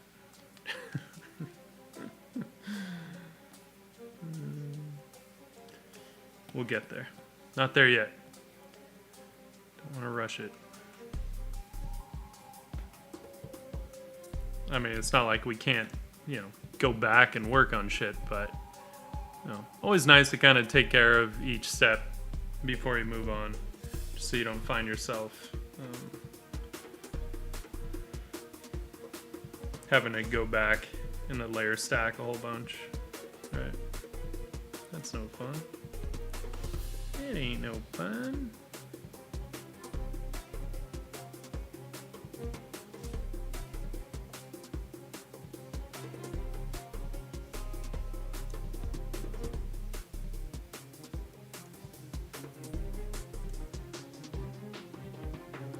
feel like I want the edge of these shadows on the right side to be kind of hot, like sort of like maybe they're catching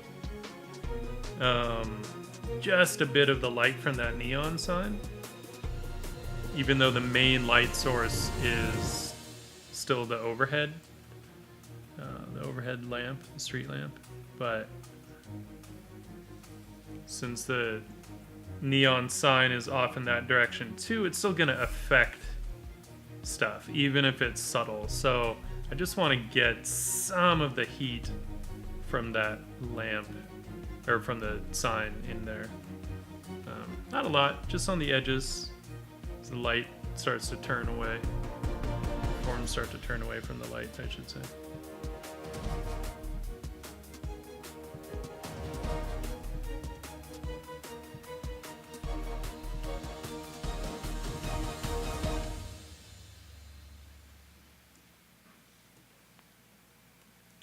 Weird. Alright, let's do some opaque painting. This layer I actually don't want linked because I want to be able to play with some of these edges and stuff. So,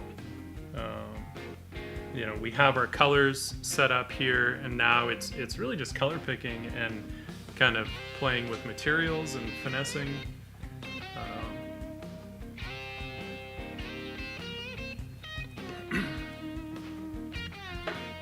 I like doing this kind of stuff, even though I don't love rendering, but I do like getting into materials. So I'll zoom in a bit for y'all. We can kick up our opacity on our brush. We'll start painting out the lines. We'll start getting nice soft edges on the hair.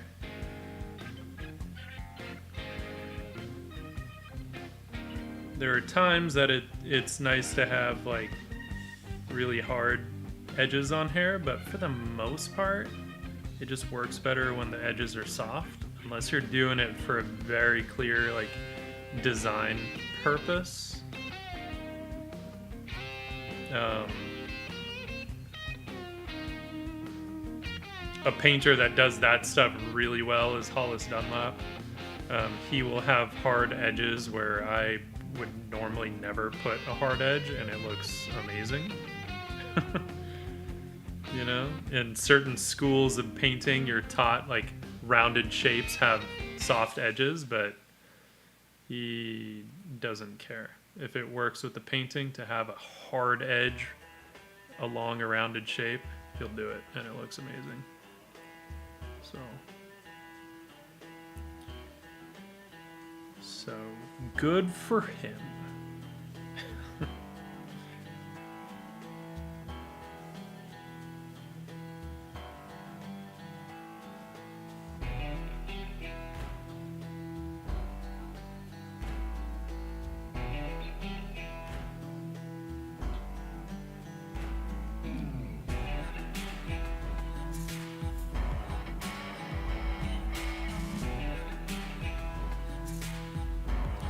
It doesn't take much for a lot of this stuff. I think it's one of the things that, you know, being a sketch artist has taught me over the last 13 years, is that if you can get a few convincing details in there,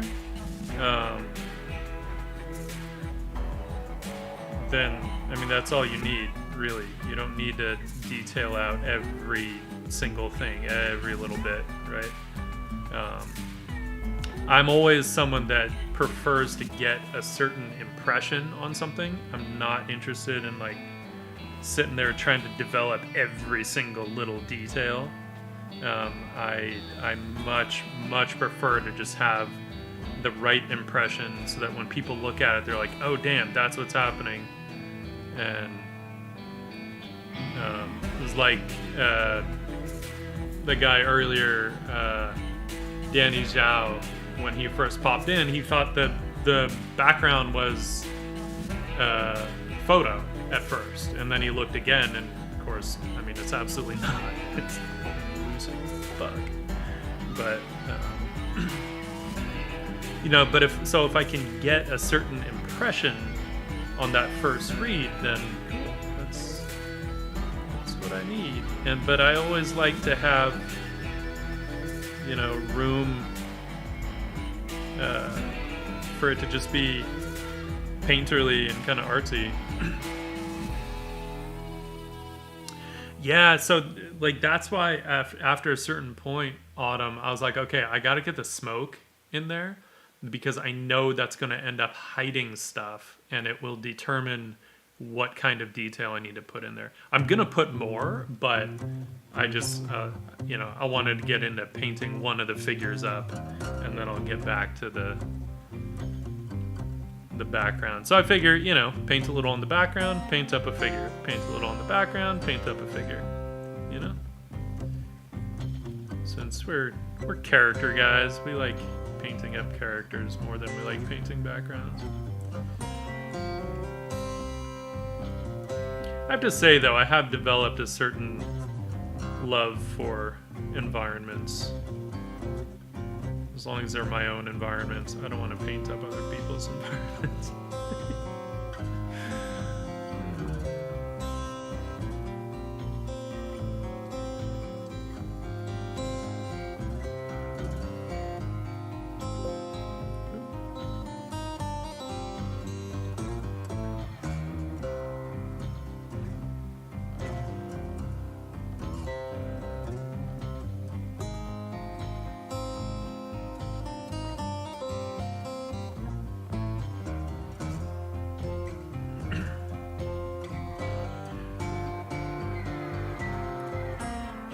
Autumn, did you end up finishing that character you were working on last night? Did you finish that on the stream? And if so, you should post it up. Oh, well, fine. I mean, you know, you can still post it up if you have it somewhere.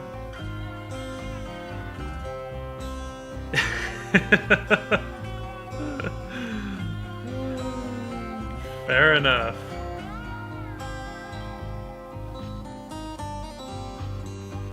Yeah, so some of this stuff, especially when it's a more abstract kind of thing like hair, I don't want to zoom in too much. It's just, no, don't be silly.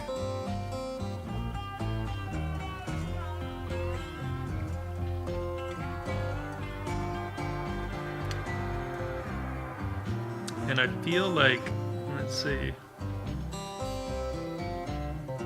know, I'm gonna actually erase some of the hair from that base layer because I want to be able to control it a bit more on one layer. So it's nothing drastic, just I want to be able to push and pull some stuff with the smudge tool a bit more, and I can't do that if it's spread out across a bunch of layers because this file is too big for me to throw in the you know, sample all layers option. Cool, let's see where you got. I want to see. Right on. Oh, cool. Yeah, I didn't see the second character in there last night, so that's awesome. Hell yeah. It's looking good, man. Looking dope.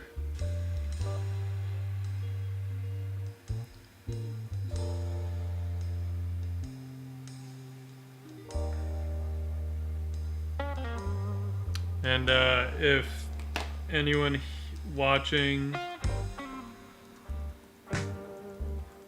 doesn't follow Archer Kell yet, you should.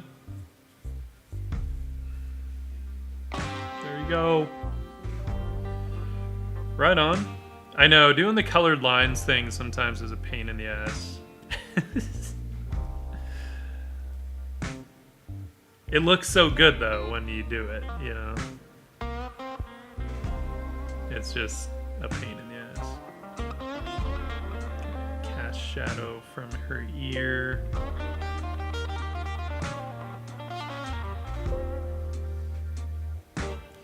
Alright, so the reason I wanted to get that on one layer is so that I can use my smudge tool. How do I handle her hair here? Oh, I went way straighter. Weird. Why did I think I went with wavy hair on her? Huh. Okay. Well, we'll keep her hair the same. It's... whatever. I'll stick with the kind of waviness. I'm okay with that. Yeah.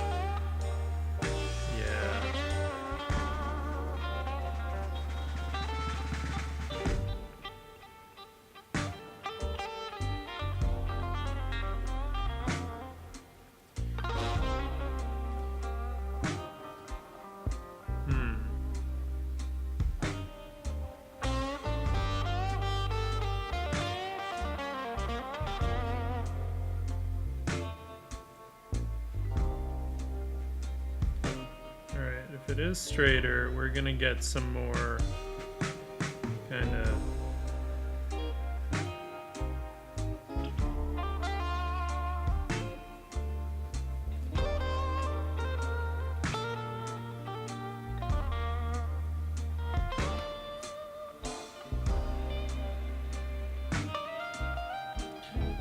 yeah.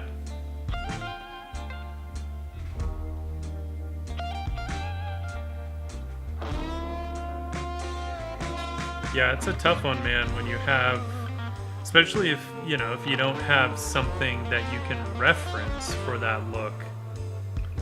It's when you're essentially just wanting to come up with something that maybe you haven't quite seen before. It's a tough one. It's quite the challenge.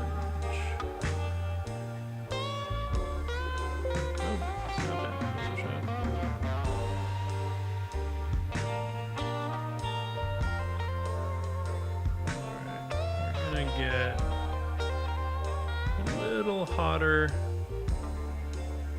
yellow. Get her hair a little more illuminated.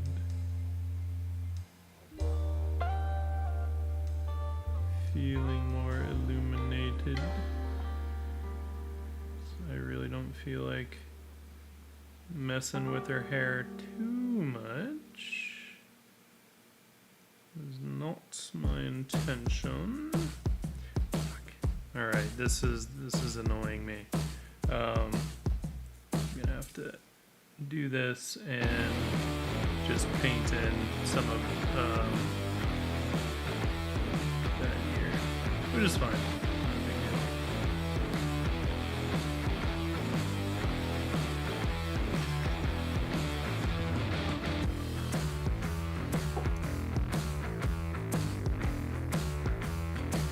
You know, once we have the colors in there, it's wrong layer. Once we have the colors in there, it's easy enough to just paint stuff in.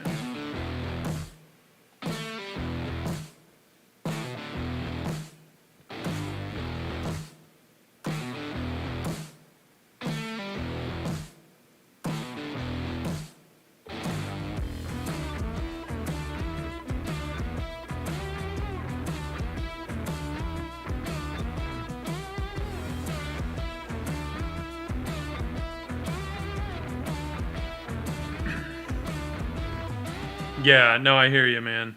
That's why I kind of like, these days I don't look at a lot of other contemporary artists unless they're doing something that's like very different from me, you know, where I'm just looking at them because I enjoy looking at their stuff, not because it's like anything that I'm trying to do.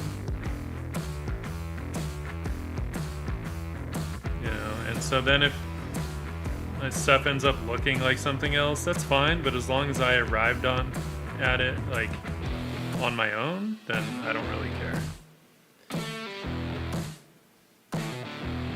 I mean, you and I both know there's like, you're not really gonna do something completely new.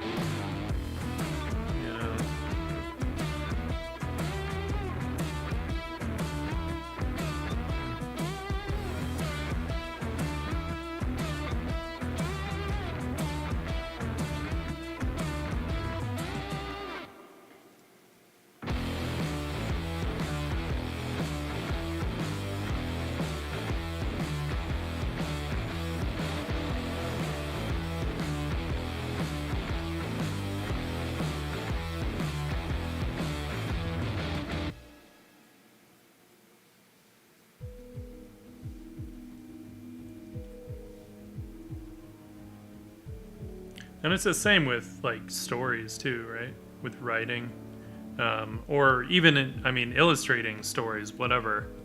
Just the amount of people that kind of feel the need to reference something else when they see somebody doing whatever.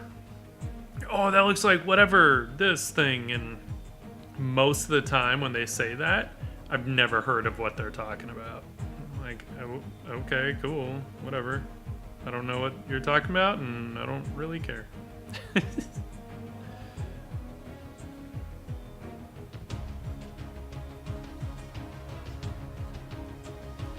Alright, let's get some few like deeper shadows in her hair.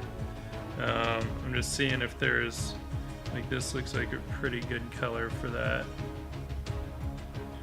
And then we're gonna move on because I don't feel like spending all this time painting hair. It's not my intention.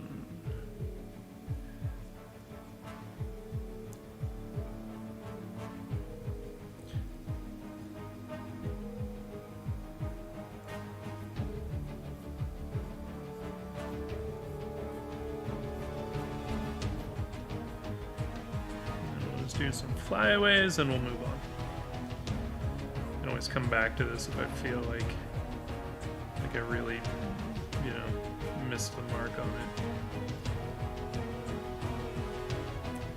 But I think it's fine.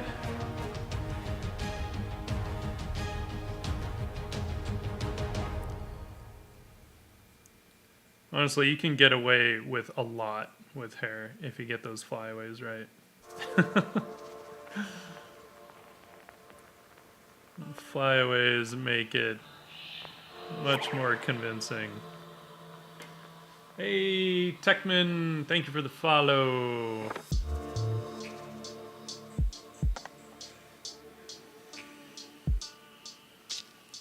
Yeah. But it's not just Hollywood. For whatever reason, even on like social media, people just feel the need. I don't know. It's always weird to me. I'm like, okay, so you saw this piece and it compelled you to comment, and yet the comment you say is, "That's cool. It looks like this." I'm like, okay. I guess that's what's cool. Oh, hey, right on. You came over with Shane's raid. Very cool, man.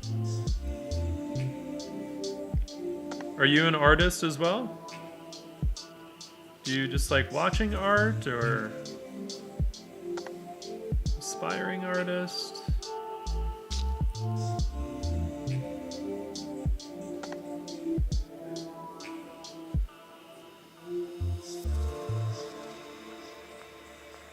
I'm always curious because I know a lot of people that are not artists like watching the art streams on Twitch, and I find that really fascinating.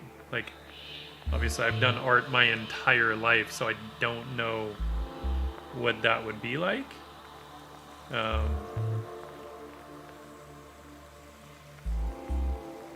And I never watch the gamers on Twitch.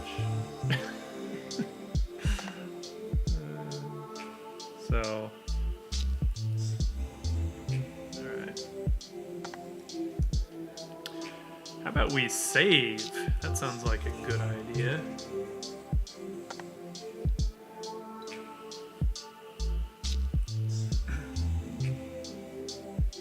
Oh, cool. Well, I mean, filmmaking is still an art form. So, I could see a parallel there in terms of, you still deal with lighting and all that stuff. Like, very, very similar kind of visual challenges, right? I mean, the exact same visual challenges, really. I think it's no different in that regard. Alright, let's get into some little nitty-gritty details here, shall we? I'm hesitant to zoom in more, but maybe we will for the stream. Gonna get into kind of the materials. So sort of section down the center of her face and on the sides is more metallic than this stuff. So we got to get into the different ways that it will catch light, right? And we are catching that cool light. So let's run with it.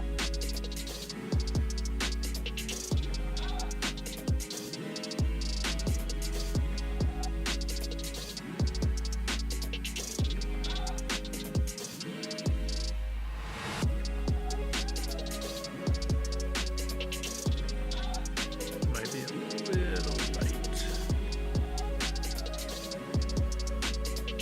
What do we do? We did kind of a almost a sort of brushed metal kind of vibe. Hello, neon sign.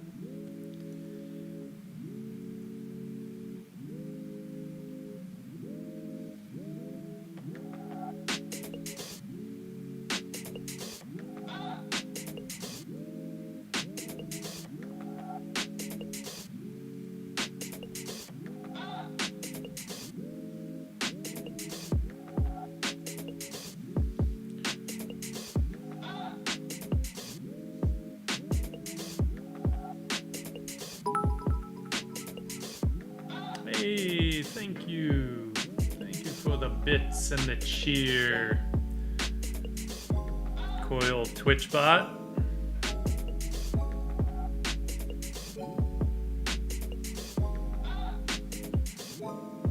Our little nitty gritty details.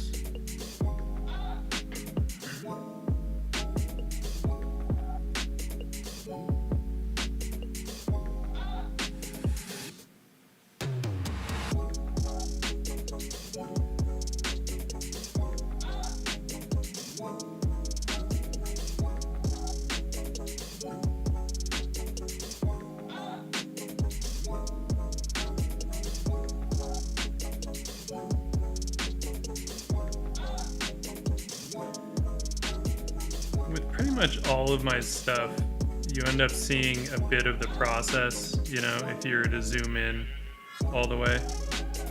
Like I pretty much always will have some of the line work showing. I don't know, I prefer that look.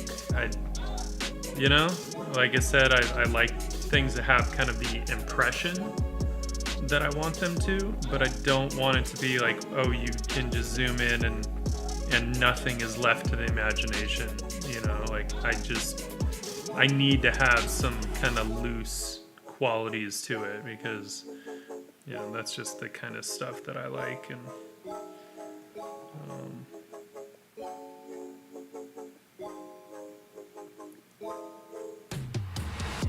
I like it to have a kind of painterliness.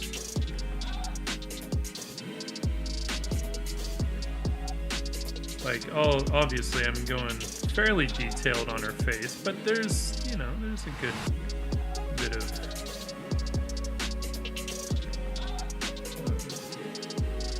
looseness there. Plus, I mean, I'm working on a 32-inch Cintiq, right? So the size that they are right now, I mean, no one's ever going to see them that size. Like the size they are on the screen right now, no one's ever really gonna see them that size unless I decide to like print out like a full-size bus shelter poster or something. But I ain't gonna do that.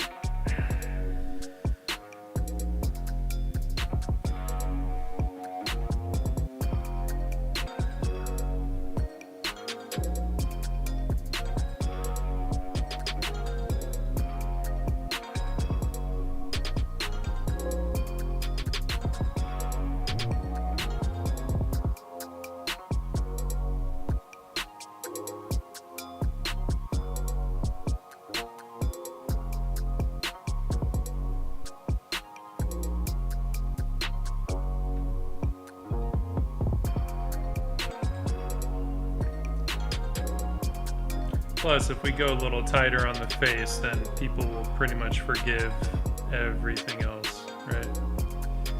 can go looser on all the other stuff if I want to, and no one's gonna care.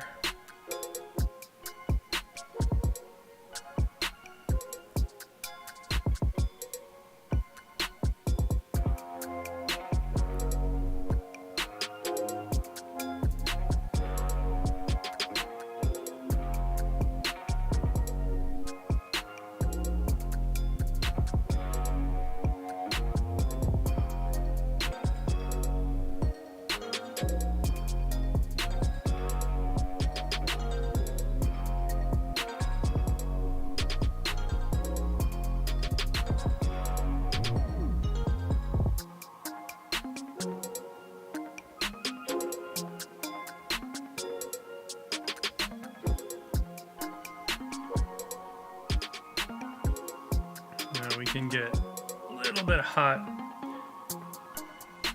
rim light. I think maybe we can cheat it from that sign.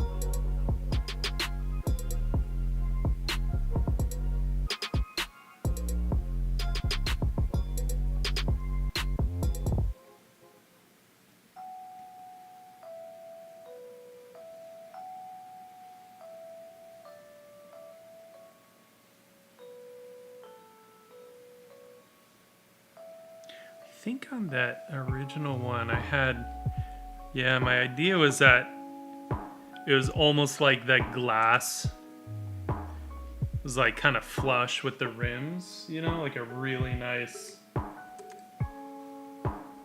sort of bezel like you might get on an iPhone, you know? So I think I want to keep that kind of vibe. So we're gonna, it's a silly little detail, but I don't know. I feel like it'll be cooler that way.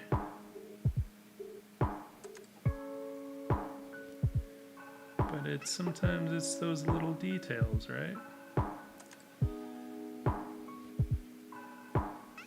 Get a few accurate, convincing details, and your viewers will forgive everything else. So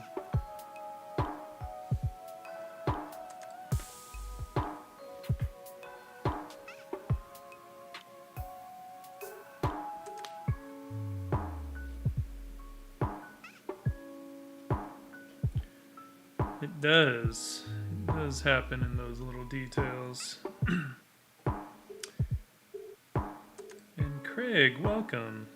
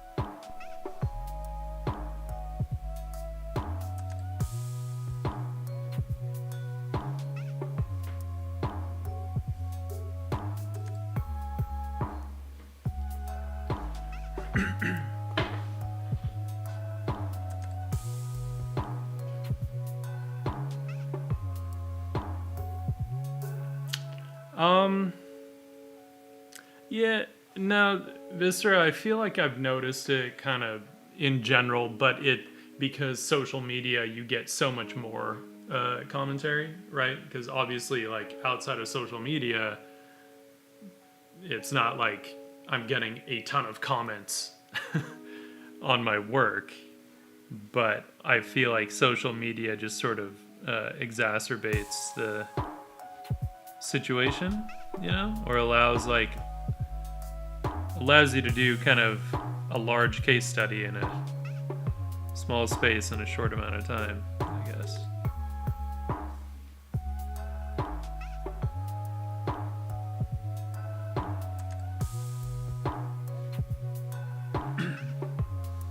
And, you know, for the most part, it's not a big deal, obviously, but, you know, I do get annoyed, though, if I, like, draw or paint a redhead that's in slightly tribal-esque clothing, and then all everyone says is, "Oh my god, it's like Horizon Zero Dawn. It's like Horizon Zero Dawn. HCD, bro." I'm like, dude, I've never played that game. I don't want to play that game. I don't give a shit about that game, even though I hear it's really good, but I'm just annoyed by it, because that's like the only context anyone has for a redhead is Horizon Zero Dawn, apparently. So I'm like, okay, you need to get out more. Except we can't, because we're all in lockdown. Well, yeah, especially because my girlfriend is a redhead, and half the time I'm just like drawing her. So I'm like, wow.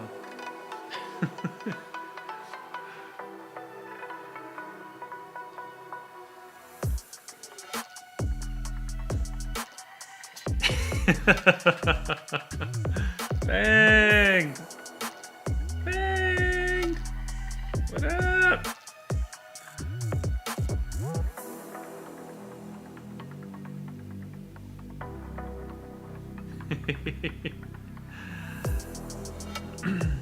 That's okay.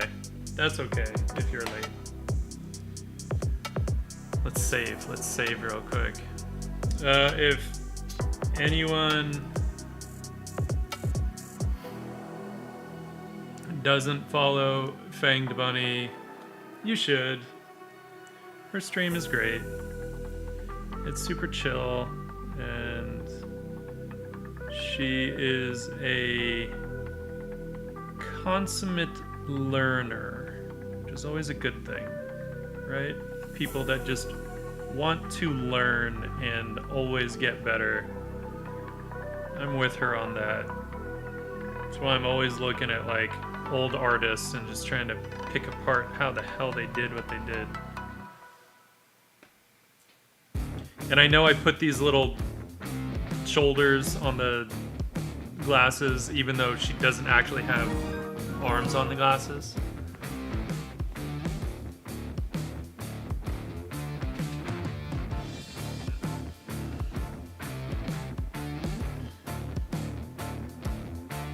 Aw, thanks. Thanks for the sub. For 3 months in advance. You're awesome.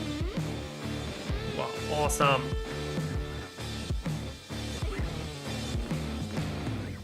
Yeah, as far as I know, it worked. I got a notification. Did the thing pop up on chat? Or on the stream? The little thingy?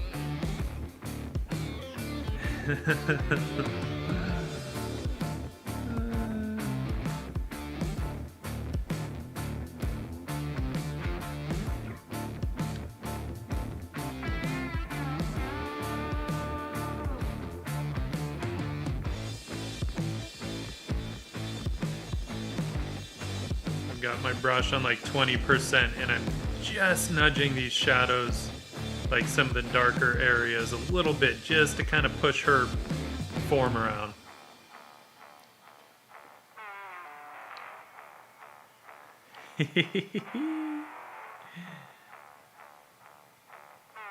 Yeah.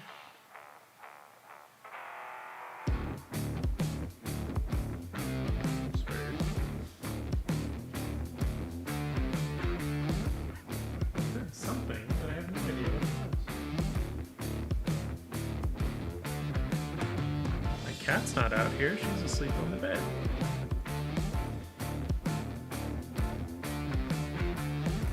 That's good.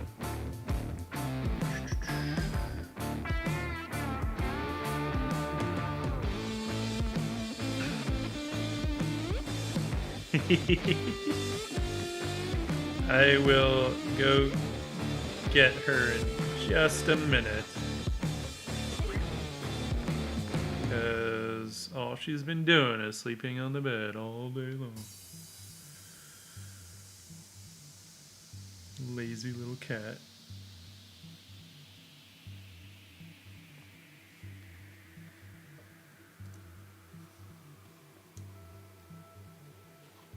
Are you kidding? I bother my cat all the time.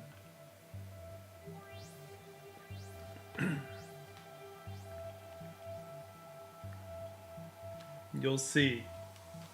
You'll see. Be right back.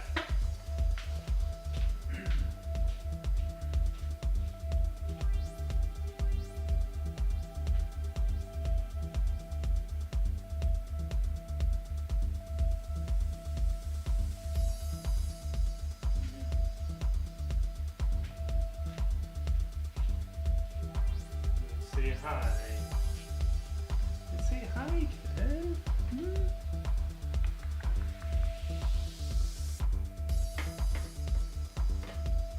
Say hi, little one. You.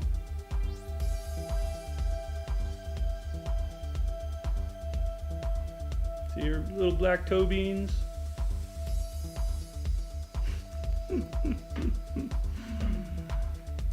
She's having none of it. Oh, get in. You.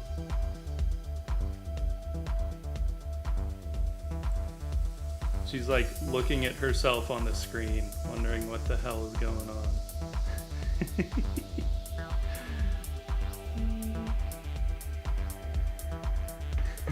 All right, kitten, I'll let you.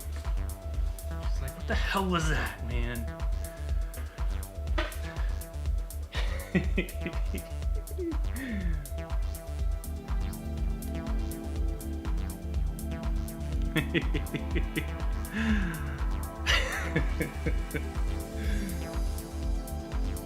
She always looks that way.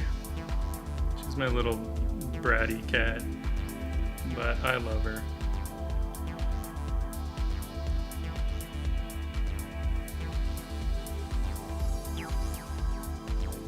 I love her brattiness. I think it's cute. She's got personality, you know? Alright, let's see here.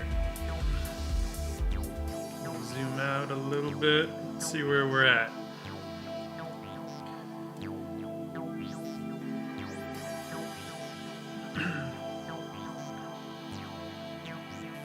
Her nose needs a little bit of, like, it's losing definition, right? And we don't want that. Gotta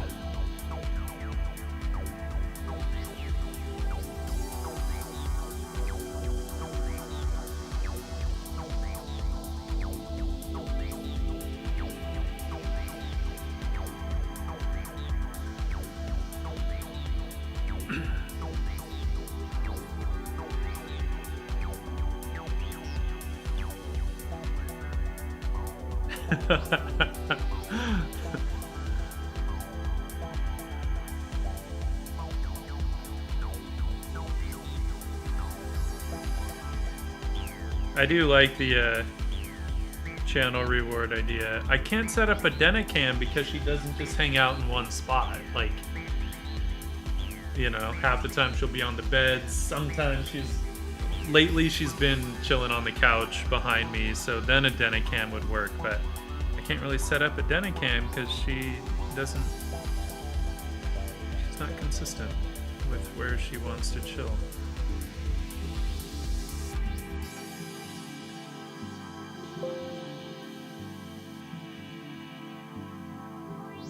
Otherwise I would. You know, she's not like one of those cats that just wants to hang out with me all the time. She likes it when I'm here, but it's more like she likes knowing that I'm here.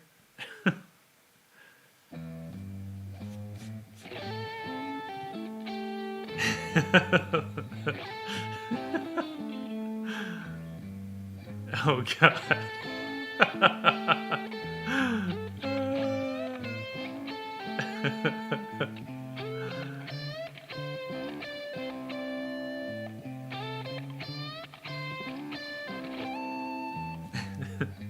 No, I mean, it's funny because when I, if I go somewhere for a night or something like that, then when I come back, then that night she just like cuddles with me and just wants to be all up in my shit. It's cute. I don't mind. It's weird though, it gets to the point where it's weird sleeping somewhere without a cat, because you get so used to them that it's the one thing my girlfriend and I don't like when we go on vacation, is then we're sleeping without any cats, because she has a cat too, so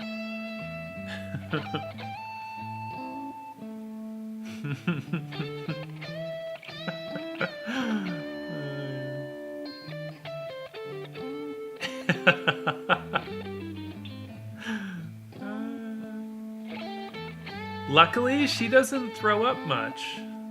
She really doesn't, thankfully. I mean, she's also fairly young still, so cats get a little more sensitive as they get older. So I feel like that should still catch.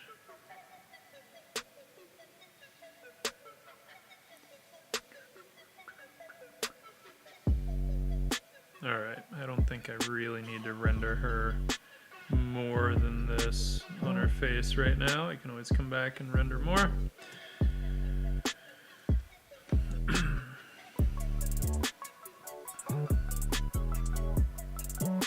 Edges.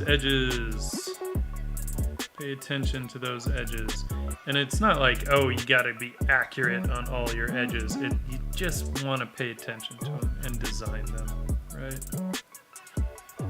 So that's one of the things that I always end up doing eventually, is going through and addressing edges.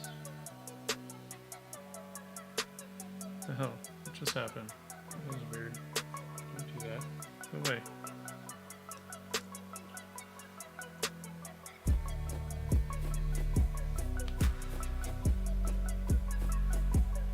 Yeah, she doesn't have super long hair, and her hair is really silky soft.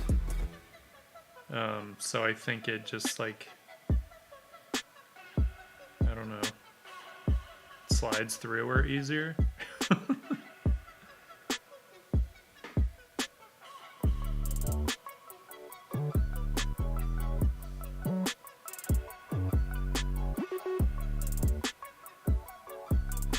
Yeah, in this particular case, Fanged, part of it is that each character is so different in terms of design that it's not like there's a consistent thing that I can carry through on all of them. The other side is they're actually gonna all have slightly different lighting too, right? So she's closer to us, and given where the street lamp is above them, right? We've got our street light post here, and so it's basically coming down right here. So it's slightly behind her, whereas Quinn, it's gonna be a little more directly overhead, slightly to the left, and then Manga is gonna be a little more front lit. So even within that, there's a lot of difference, and so I can kind of, render one out. Then what I'll do is I'll address some of the background, or maybe I'll start painting up the car, because I feel like I should probably address that car pretty soon. just because that'll affect the composition a bit, depending on the color and stuff that I choose. What is that about? I just saw that little spot. That. It's because I have locked pixels. There we go. There. Okay. Okay. We're back. So,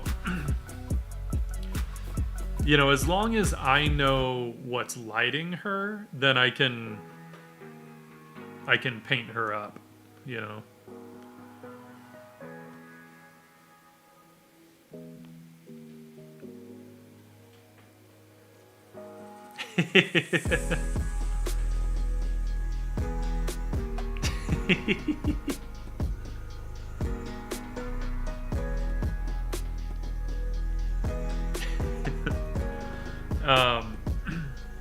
Yeah, I mean, and it depends. I think that there are times that it is good to work the entire image at once, but one thing that I've learned from listening to like more experienced painters and just watching stuff from older painters is inevitably they start doing this thing where they just start finishing things out. Once everything is kind of blocked in, they'll just pick a point and start like rendering out from there, you know. And not as much with a piece like this, you know, that's usually more kind of single figure portraits and stuff like that, but they do it a lot. And I guess like I have enough here because yeah, I am gonna get into, you know, some windows and stuff in the background, but none of that is gonna affect the lighting on them, so I don't really need to worry about it right now. And I felt like, you know, we kind of futzed around with a little bit of this background stuff early on, and I just felt like a character would be more interesting to watch.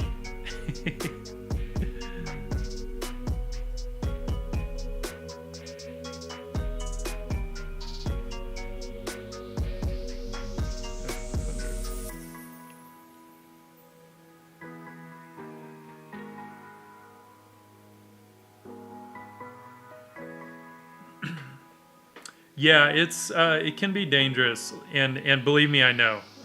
You stare at ugly painting for too long, and then you just start trying to rush through to fix it, so to speak, and so that's where sometimes I feel like you know, this kind of stuff is also a way to kind of give ourselves a bit of a win as well. And what I also like about doing this kind of a thing is it gives me a point of reference, right? So if I finish her out, she's the closest thing basically to camera. Nothing else needs to be as detailed as she is, you know, and that's a really good point of reference to have.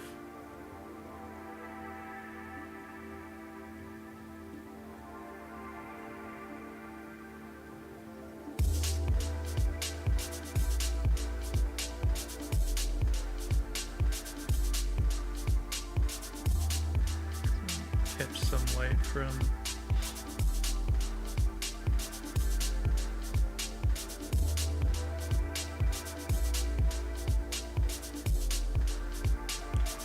but also, you know, a lot of that just comes down to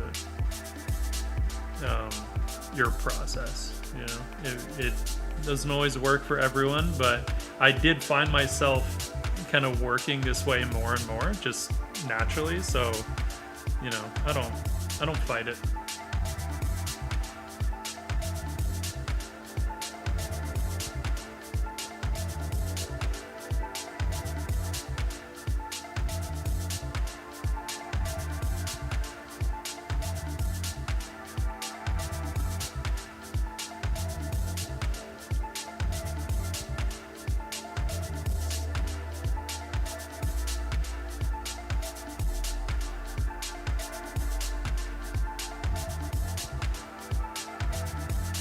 So one thing I want is a little bit of the, like,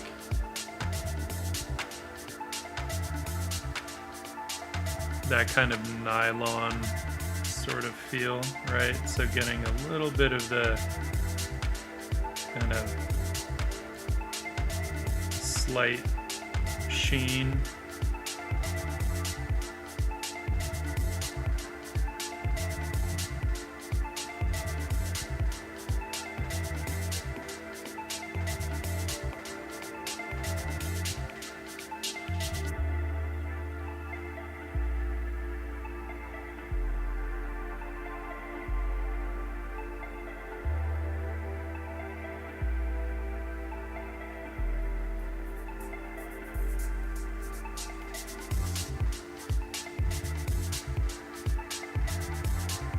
Our trusty smudge tool, some texture and stuff in there.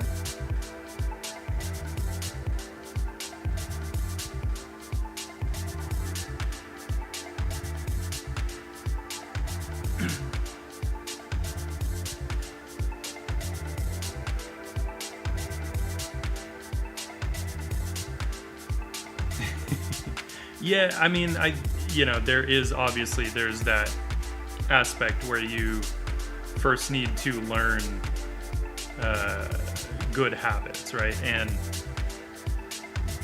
I mean, whatever, I'm sure I have a ton of bad habits, or at least tendencies, and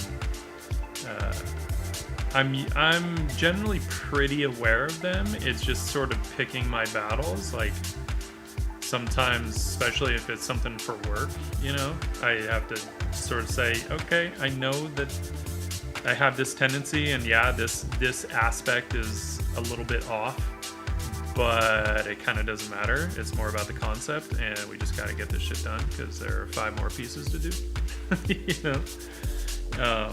Obviously, we're working on our personal stuff, then that's kind of the time to learn and address those habits, whatever they might be, and hopefully find ways to bypass them in the future. But there is an aspect of kind of learning a certain process and developing some good habits early on, so that hopefully it doesn't become too much of an issue later.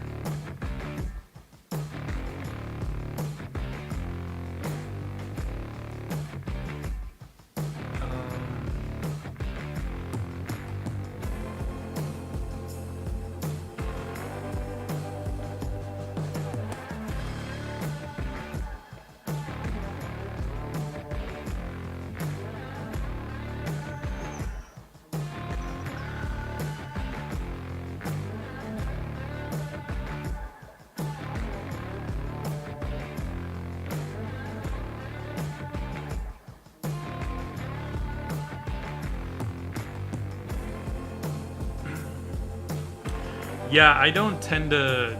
I honestly, I don't like to zoom in a lot. Sometimes I'll zoom in for the sake of stream, because I know it can be pretty tiny. It's not as bad in Photoshop because at least you can still see the cursor. In Procreate, it's annoying as hell, for the people watching the stream, because you can't really see the cursor like you can in Photoshop. And it's hard to keep track of, where the hell everything is. This doesn't look right, and I'm not happy about it.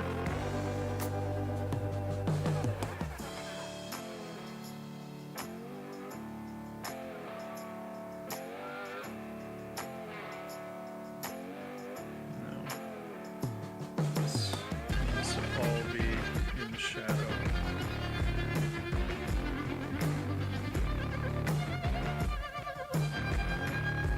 Stuff needs to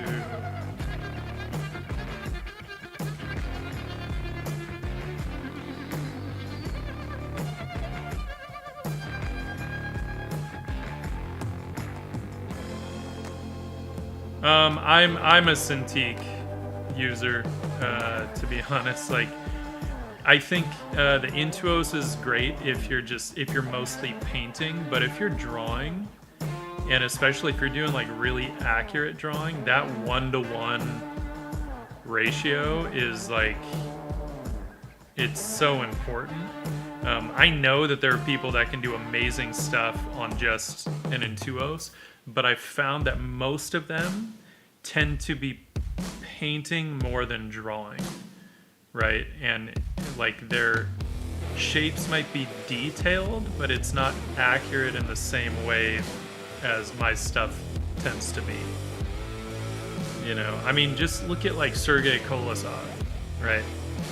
I think he works on a Cintiq now, but for the longest time his stuff was all on Intuos, and his stuff's amazing, you know. But he has that kind of like slightly wonky style, so it totally works for his stuff, but not as much for mine.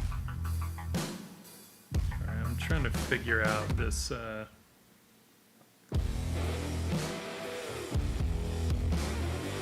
coat.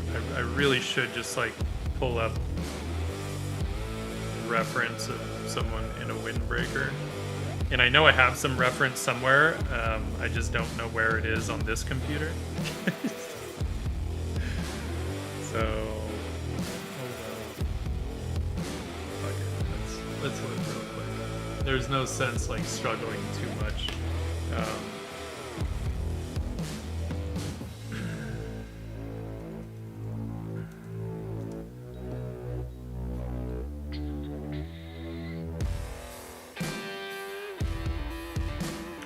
But it's too bad because I actually have some really good reference with like super baggy sleeves on a windbreaker and everything, and I don't know where the hell it is, so.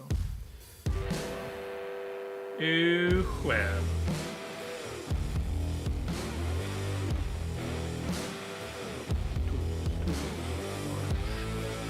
Large.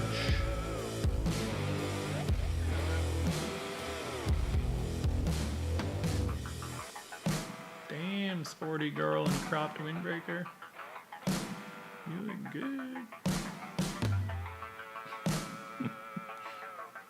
If you want to see what I'm looking at for my reference.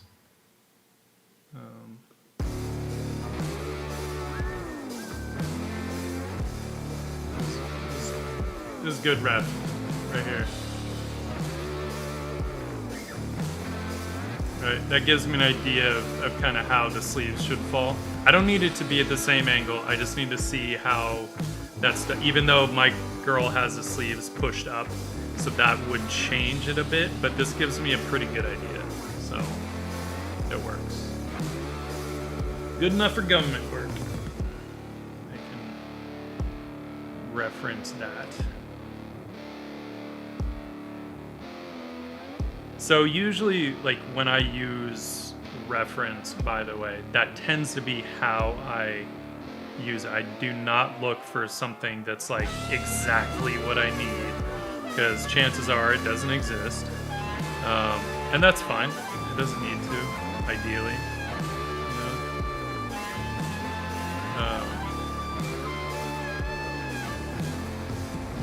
Yeah, my only issue, Paradox, is that they only go up to QHD and they don't have a 4K option. And honestly, like, for me, I have really good eyesight, and when I was on the 27-inch QHD Wacom, I could see the pixels in the screen, and it annoyed me when I was doing really detailed work. I love the 4K monitors on the Cintiq Pros. So if Huion, I'm not sure how you're supposed to pronounce it, if they come out with a 4K option, which I'm sure they will, they're just a little behind Wacom at this point, but once they come out with a 4K option, I think they would be a very, very viable solution. You know, because I'm all for someone giving Wacom a run for their money. Like, yeah, Wacom needs to kind of get an attitude check a bit, you know?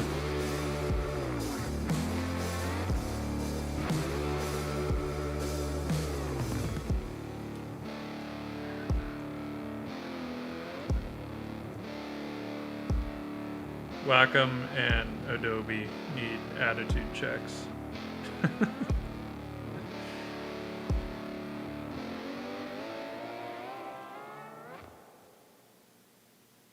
I always forget how fine of folds and stuff these windbreakers can have. I'm so used to rendering more like fantasy stuff where I'm dealing with like cotton and wool and leather that has like much heavier folds to it. So this, like, not only are they fine, but you get these really like sharp kind of edges on the folds, you know, which helps to really sell that thin material.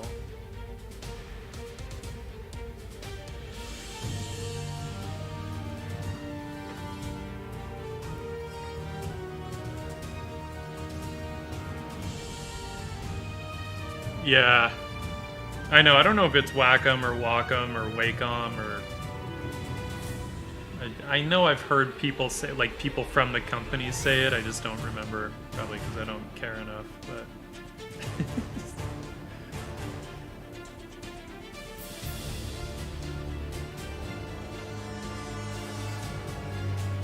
I know it's not Wacom. I think it's Wacom or Wacom.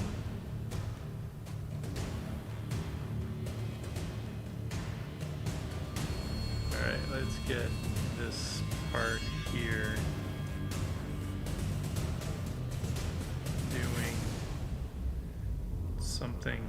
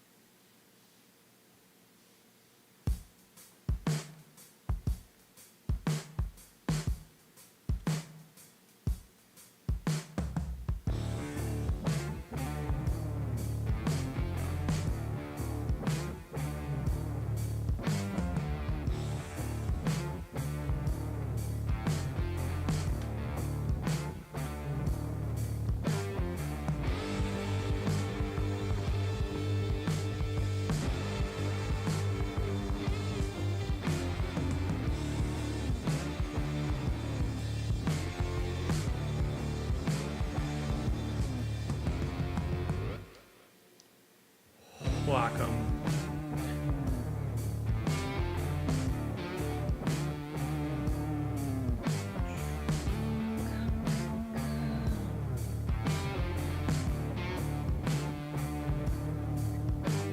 I enjoy this part of the process when I'm also like painting out the lines little by little. I have a lot of fun with that.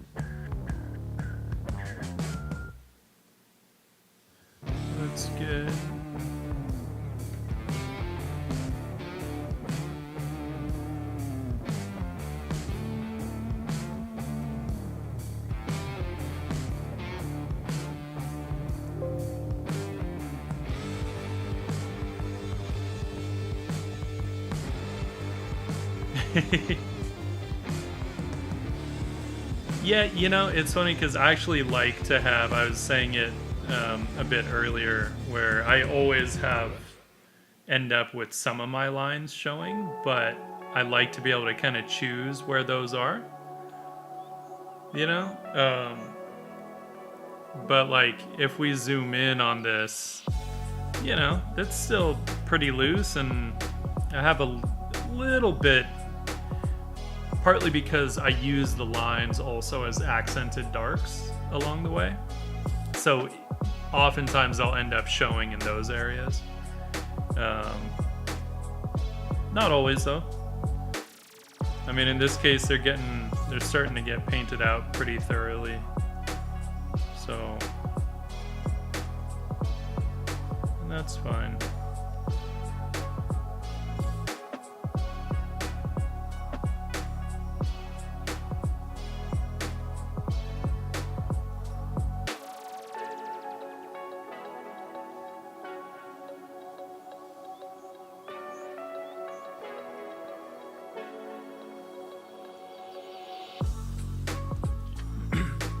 But again, I mean, there's no point in me zooming in this much for everything because no one's gonna see the final piece this size. So that's another reason I don't always like zoom in on stuff, because I'm like, look, if I'm already doing this like way bigger than what people are actually gonna view it at, then it doesn't really matter.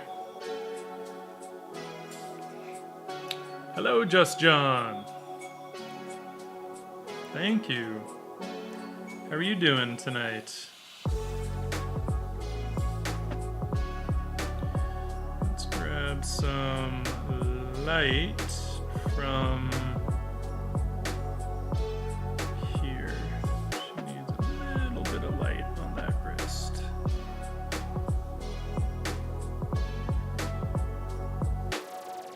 Remember, this is kind of that hot sort of fall off from the sign, right? As forms are rolling away, but still catching a little bit of that hot light.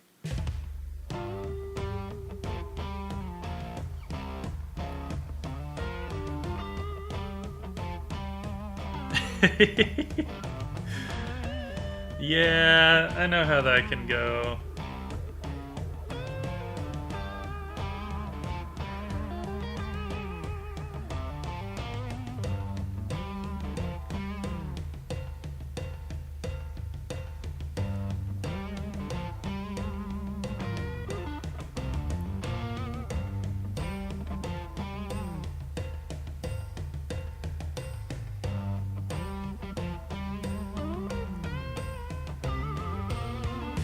I hope it's at least like paying work,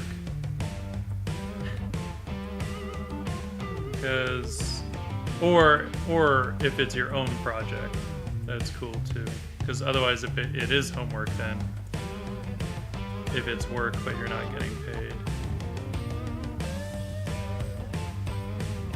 might as well be homework.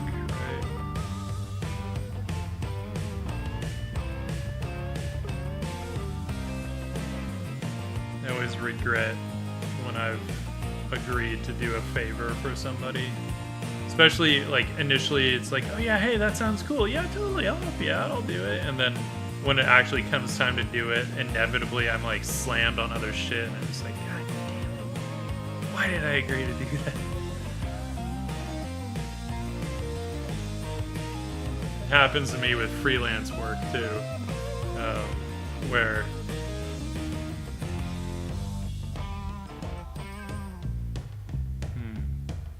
sorry, I'm just thinking, I feel like even with the seams,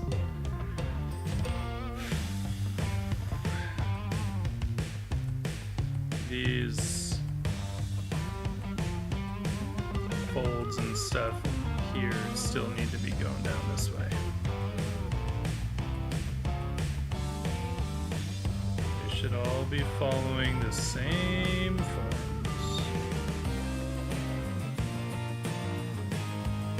Oh, okay. That's cool. If it's your own thing, that's cool. But I know, like, I know how that goes when, even on your own projects, there are certain parts where it's like, you know, this has to get done at some point. I can't just not do it. So, who was that? Who was that? I missed it. I missed it. R Frosty, thank you for the follow.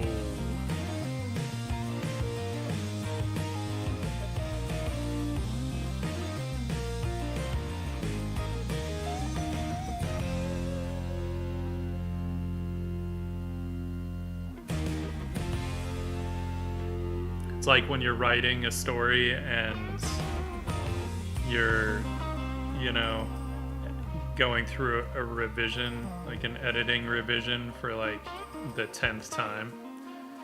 And you're just like, God damn it. Can this just be done? It's maybe a little too shiny. I wish I was shiny.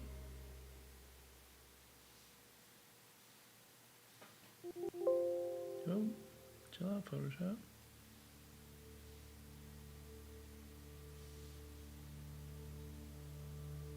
Might be a little too hot.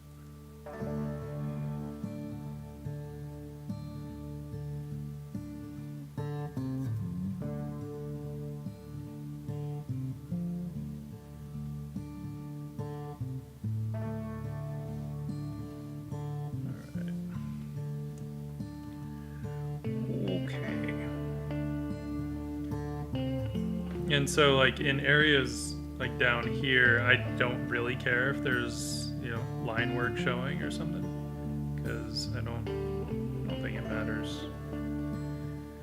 I don't want to overthink it, right?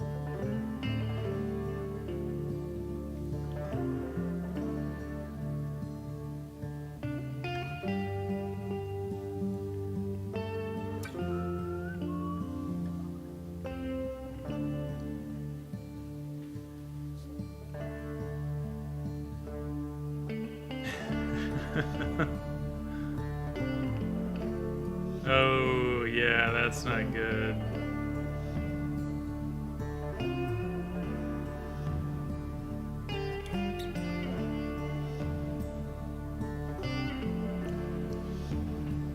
Yeah, it's a tough one. You know, it's funny because, like, I work full time, so I don't need to take commissions or anything like that. But every now and then, someone will come to me with, like, a fun sounding freelance gig, right? As long as it's not any kind of like a conflict of interest with my work, then that's fine. So I just don't take stuff from other ad agencies, but if it's just straight up illustration work for something else entirely, then sometimes I will, and I always start out like, yeah, dude, this is gonna be rad, and then like halfway through it, I'm like, why did I do this? I don't actually need the money because I work full time and they pay me well. Why did I agree to do this? Damn it. And then it's always a challenge to stay like focused and stay interested enough to like get good work out of it. Because if I agree to do it, like, I'm gonna do it. I'm not gonna half-ass it. I'm not gonna, you know, just be like, well, I'm not into this anymore, so this is all you guys get. You know, like, I'm not gonna be a dick, but you know, it's a struggle.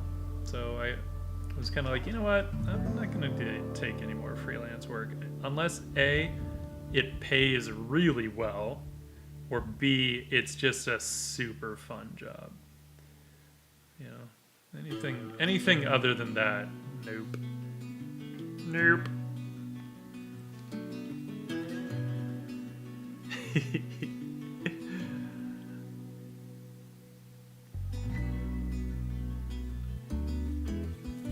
Yeah.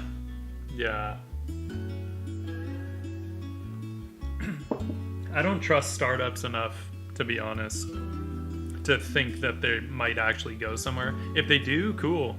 And I mean, who knows? In some ways, maybe that kind of came back to bite me because, to be honest. Like, I did some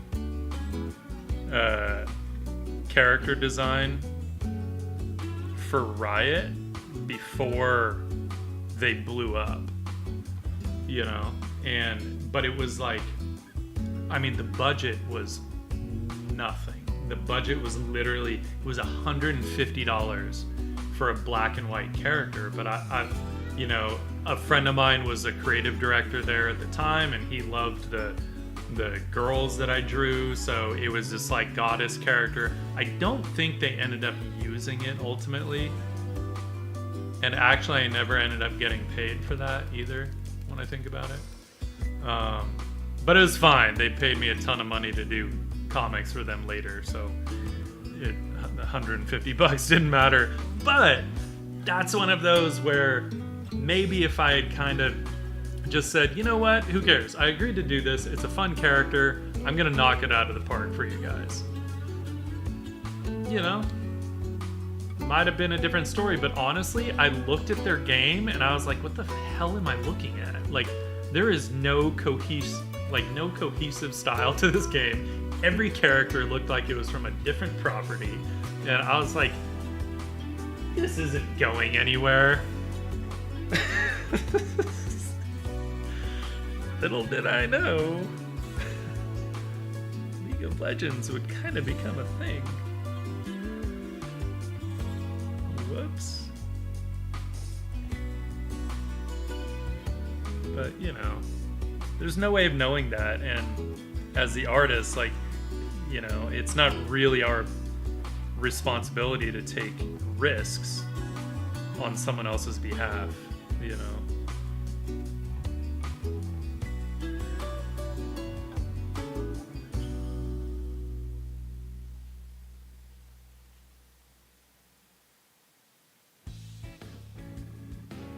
But I seriously thought it was going nowhere, because all it looked like to me was that they had no clue what they were doing. That's what it looked like. And then I remember, like, it was about a year later that it totally blew up. And I heard about it at a freelance gig, and they were talking about League of Legends, how it was like the second largest MMO behind World of Warcraft at the time. And I was like, wait, what? Are you kidding me? People were like, no, that thing's a moneymaker. I'm like, the fuck? Could have fooled me. What you doing, little cat? Running around like a spaz. But that's what she does.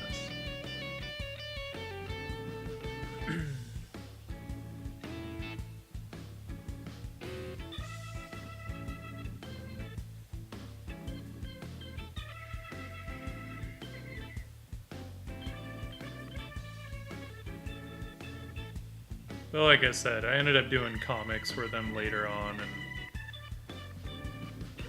I mean, they were paying me like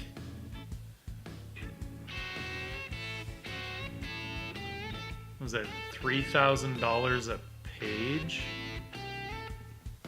Because they asked me like, oh, what would you charge for a comic? And I basically just treated it like an illustration, you know, like a full illustration, because they wanted full color and stuff. So I was like, I don't know, $3,000 for a page? They're like, okay. Shit, all right. And no joke, those pages took me like 2 to 3 days a piece. That was it. So, you know, in a lot of ways, probably some of the easiest $30,000 I ever made was from Riot. Thanks, guys. Your weird game.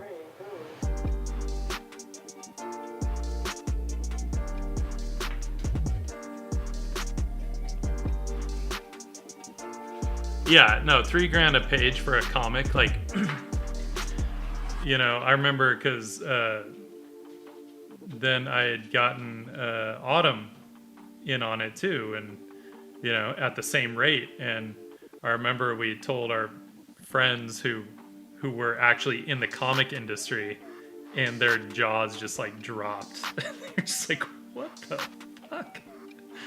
How the hell?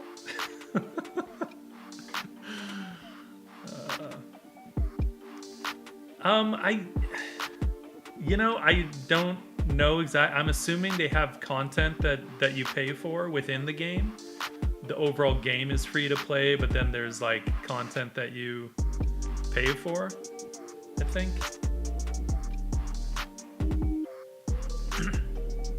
Yeah. Ridiculous. And I think, are they more popular? I'm assuming they're more popular than World of Warcraft, right? Is World of Warcraft still a thing? I don't even know. Clearly not a gamer anymore. I was never into the MMOs though, to be honest. Like, I never had the time to, do that kind of like leveling up on stuff. So clearly avoiding this patch because I still have no idea what I'm gonna put on it, but we'll figure something out.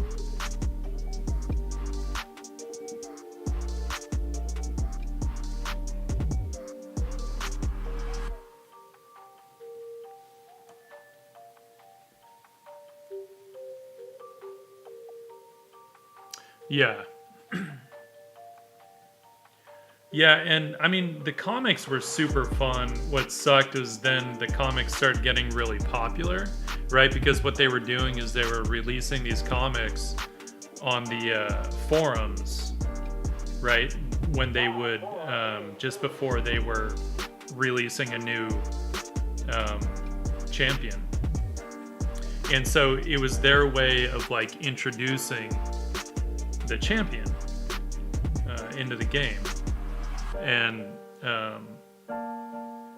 so the comics started getting really popular online, like on their forums. They would release a comic, and then within like a couple days or a day or something, it would have like 100,000 views and shit, and it just started getting really popular. So then marketing got involved, and then it all just went to shit. So then all of a sudden they started wanting like longer comics, and at which point they're like, can you drop your rate a bit, because we want to do an 8-page comic and we can't do $3,000 a page for an 8-page comic. It's like, yeah, no, that's fine. Let's I was like, I was already getting paid too much for those things anyway. Oh man. But they just started screwing it up because all of a sudden you had way too many cooks in the kitchen. And you had literally 6-7 different people throwing in their opinions on what should be happening, and then we'd like finish something, and then some dipshit would have revisions that they thought were really important, and then fine, I'll revise it even though we already finished it and went through approvals and shit, and then someone else would be like, wait, why did we change this? It was already approved. And then they'd squabble, and I'd get caught in the middle, and like, oh, okay. Goodbye. Good feeling gone. So then it ended up being where once I dropped my rate a bit, and then once they just started bickering with each other, the money was no longer worth it. Even though technically it would have still been a pretty good rate for comics. I think it was like half, it was like $1,500 or something like that for a page. But even that, when I think about it, doing a full page, like from thumbnail to color in 2 days, $750 a day was about my normal day rate at that time, I think. So it was kind of like, whatever. And then with all the revisions that they were giving, it started to take longer than that. And then once it started taking like closer to 3 days per page, it was like, no. Now you guys have dropped below my normal day rate. I'm not doing that. So, goodbye. It's fun while it lasted, though. Gotta say. Alright, let's get in on these edges. Edges, because this part's metal, so I want to catch. Damn it! You have your little fuzzy fur all over. It tickles my nose.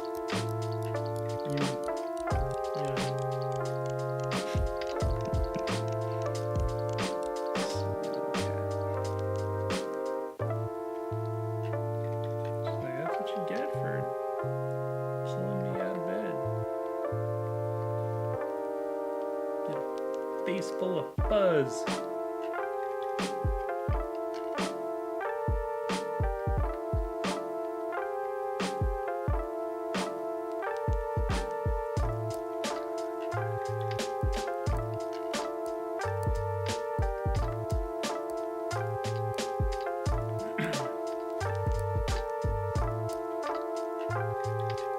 Yeah, it's worth it.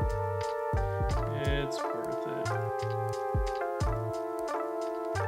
I do not regret adopting her for a second. Especially, like, you know, in quarantine and shit. I mean, yeah, it's like I've got my girlfriend, but we don't live together, so, you know, it's just me and the cat during the week.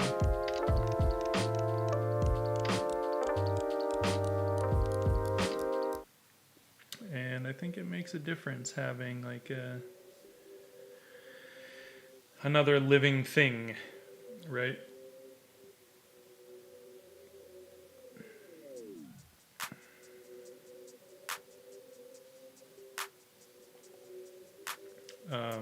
One of the finishing touches that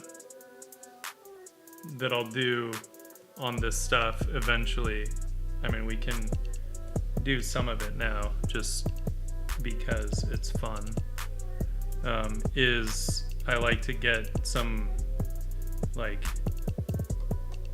kind of battle damage, right? A little bit of scuffs and scrapes on some of the material. And, you know, it's subtle stuff, but I feel like it kind of adds some character. I just want to, always got to make sure to darken that hairline a bit.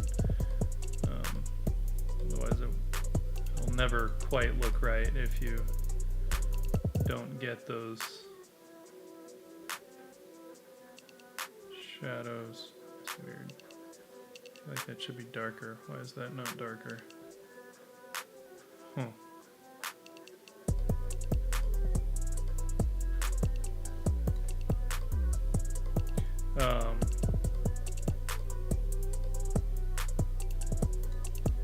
So, yeah, I like to get a bit of battle damage on them, right? Like, you can see that. See those little scrapes and scuffs on them. Right.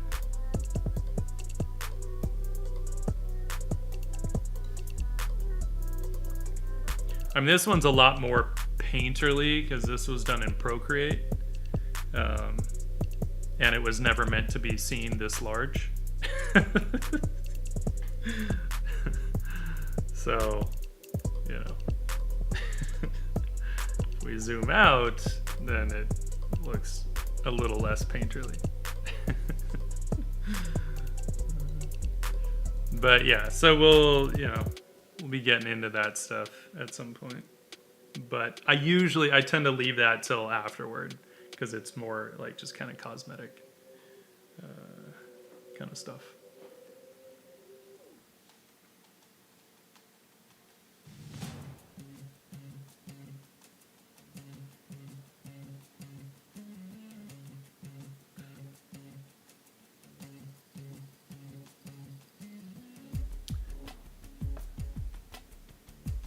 Thanks. This is I. That's her name, which you can kind of see in the layer stack here. IY for Indian Yellow. Right? And then we've got Quinn, who's this girl on the right, that's for quinacridone magenta.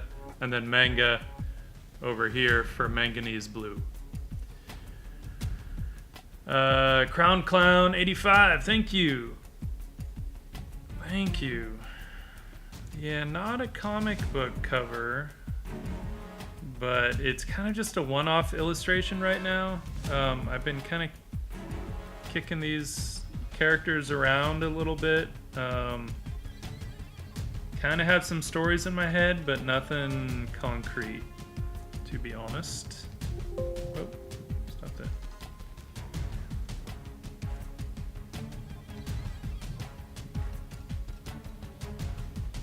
I wish I had the patience to do like my own comic. I really don't. I don't like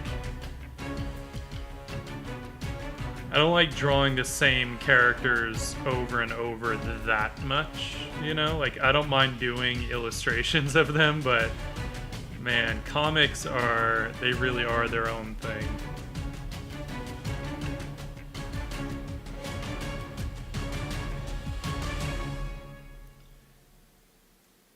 I know a lot of my non-artist friends in the past have been like, oh, you should do comics. And I'm just like, yeah, comics are their own beast. And not a beast that I really want to tackle. Because there are people who love doing comics and they're really fucking good at them. And that ain't me. Not that I couldn't do them, but I just don't enjoy them enough.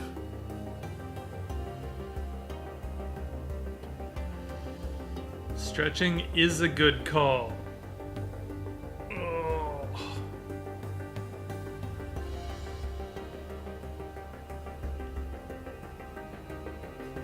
Oh, man.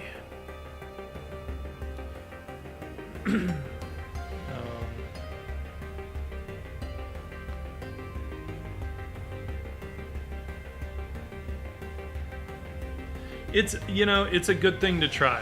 It really is. Whoops. Sorry, I did that. I think I've tried it enough times that, like, I'd have to have a really clear idea at this point for what I was gonna do for me to even attempt one again, because I've tried it so many times. And I literally, like, I've never gotten past, like, page 3 of my own comic. Because it's hard. It's hard if you want to write it and illustrate it, you know, because I think the benefit of having a separate writer is that if you write it and you're the artist, you keep trying to illustrate exactly what you had in your head as a writer. And it creates a lot of problems, and it's hard. It's hard. If you can work through that, awesome. Like, I don't know how Sean Murphy does it, but he does, and he's a fucking badass. You know? Like, props to that guy.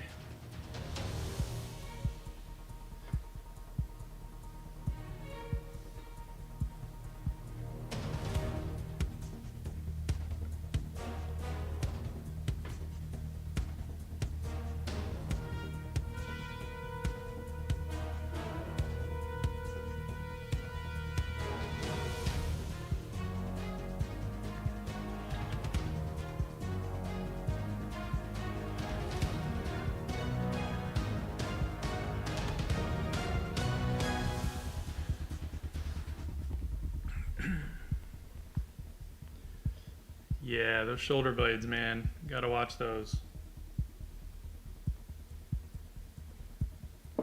I've been obsessed with the rowing machine that I got. It's been so great because it works so many of those muscles, like in the back, and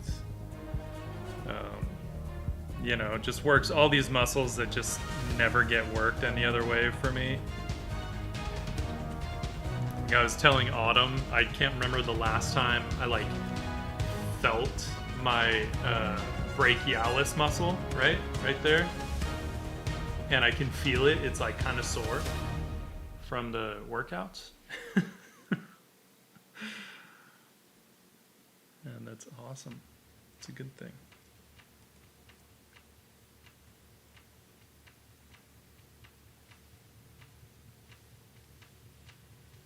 I feel like this maybe would catch a little bit of warm light, even if it's just kind of ambient light from that sign on that side.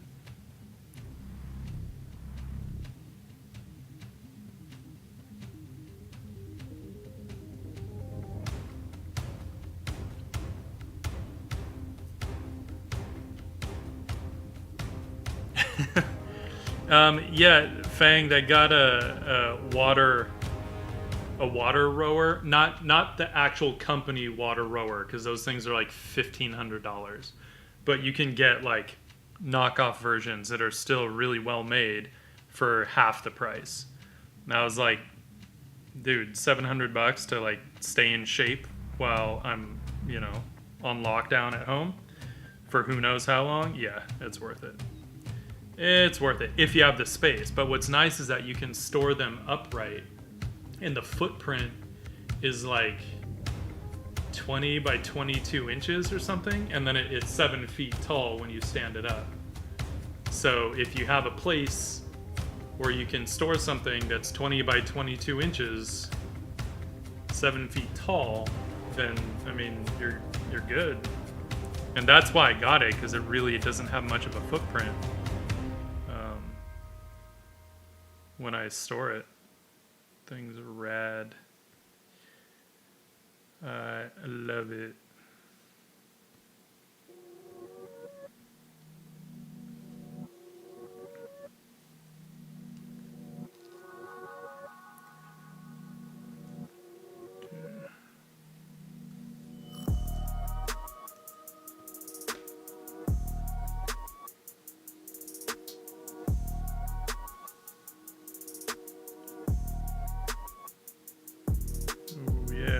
Now we're gonna get into our hot, like, rim light here from the car headlights.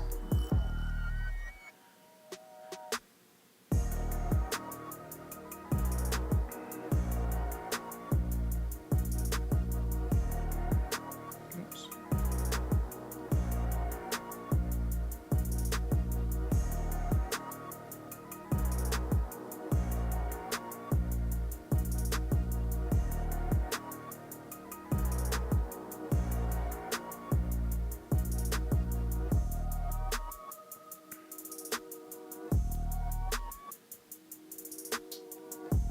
Yeah, Autumn, I feel like, I mean, I would have to do it that way.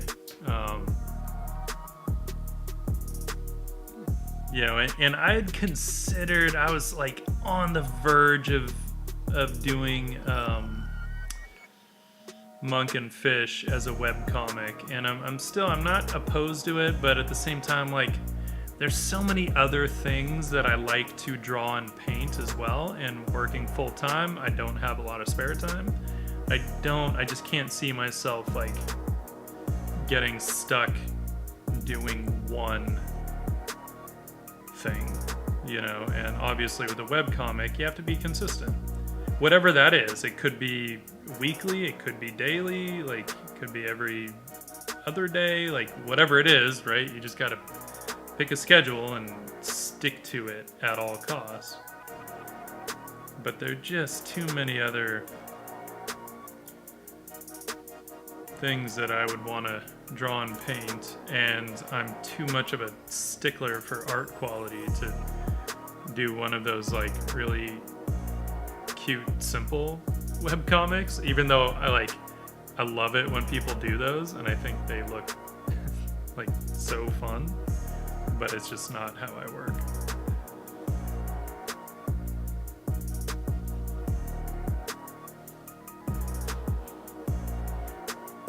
Yeah, and I was even gonna treat it literally as like one frame a week, you know, like treat it a little more like, I don't know, not Prince Valiant because he was doing a full page a week, but that was it, like a page a week, you know. But I guess treating it a little more like Space Girl, where he has a lot of writing on one image, so it's, you know, there's story happening beyond just that image within the writing. And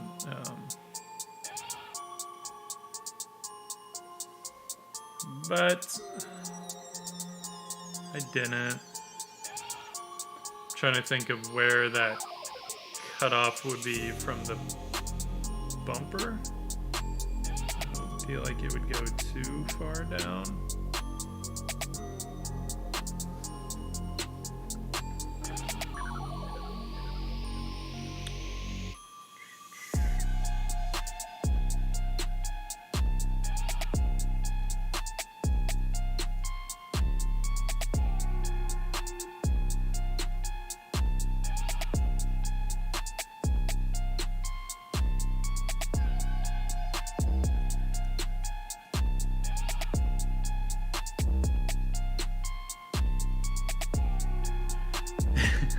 Yeah, but I feel like all the really popular ones do, you know? Or if they don't start out that way, they end up having one, because you kind of have to. You know, and it's fine if, like, you miss it every now and then, but generally I feel like they kind of need to... People need to know when to come back, right?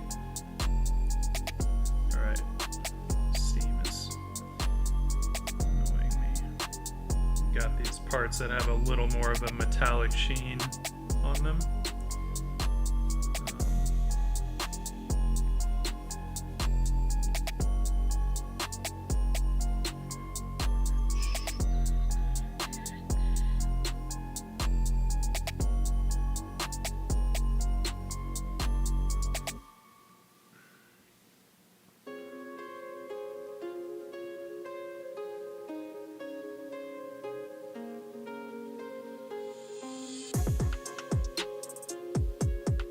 Again, it doesn't take much on this stuff, I don't think, you know.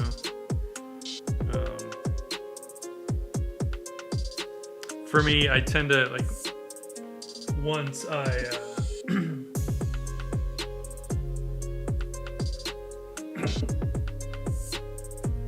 once I get it where I feel it kind of like achieves what I'm trying to achieve, and I'm like, cool, move on.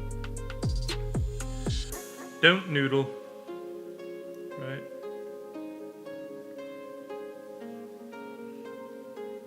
No one likes a noodler.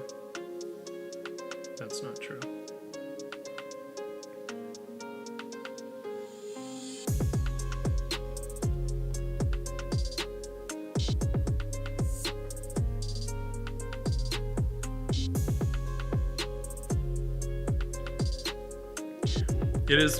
It is fun with this stuff to kind of play with all the matte versus, you know, glossy versus kind of semi-gloss sort of stuff, right? I don't know if I have anything really glossy. The metal looks more like brushed metal. So it might be fun to get something that's a little more glossy.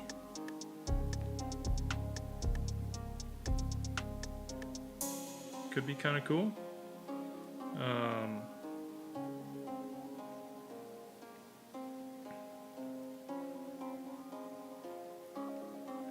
Which means we would need, like,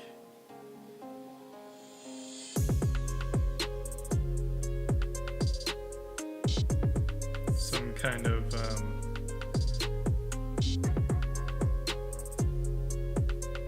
needs to be more reflective than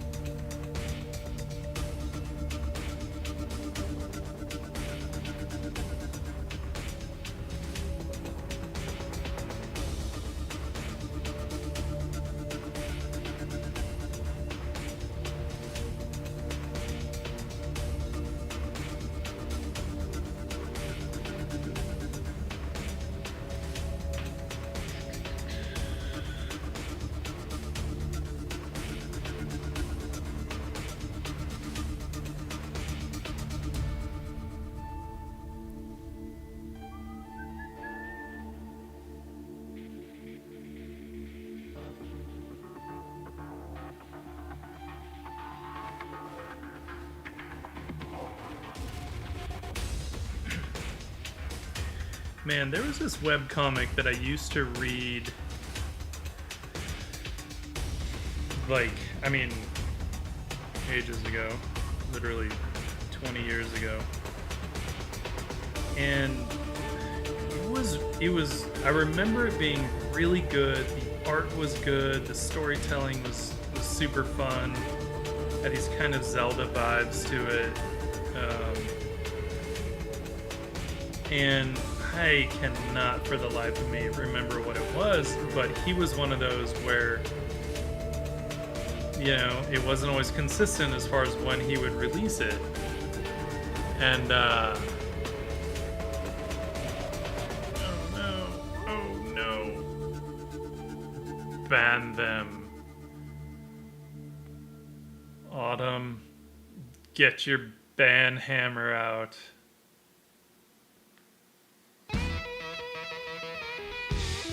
Unless you want to become famous, and then you don't have to get your ban hammer out.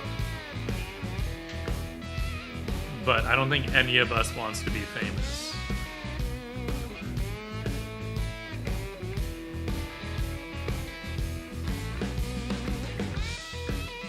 Okay.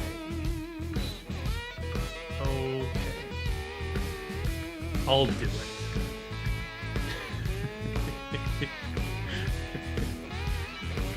It's satisfying to, you know, ban the bots. Let's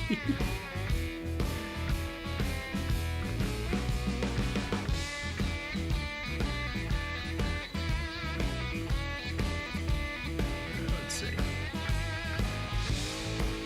This is one of those things where I'm like, okay, I gotta kind of look at how much do I actually have to render on some of this stuff, right? If it's gonna be covered up by atmosphere and whatnot.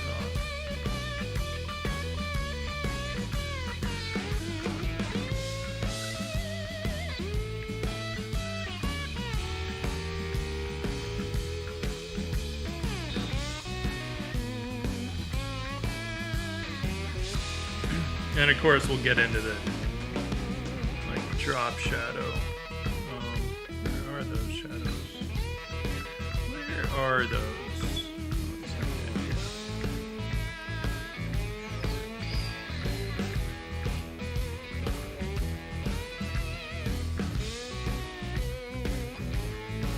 But since, although this would actually probably be hard shadows when I think about it, with the light where it is. Of course, now we actually have to pay attention to where that light is. I would kind of just threw those shadows in there before. That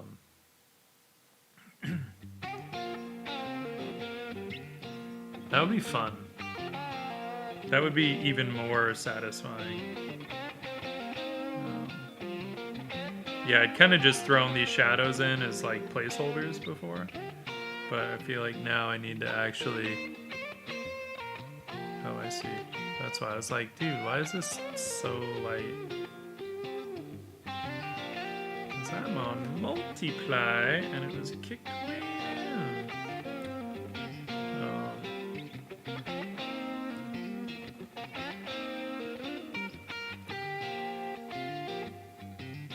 Yeah, I didn't have a light direction before, but now we do. So, let's get it right. Get it right.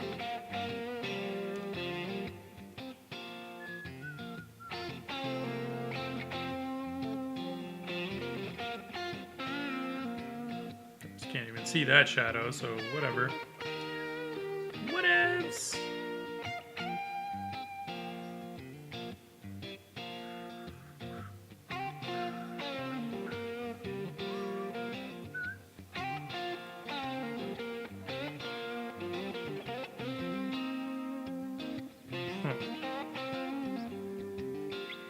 Can't be right, right? This is weird. It's always so weird when the color looks so dark up on the palette, but then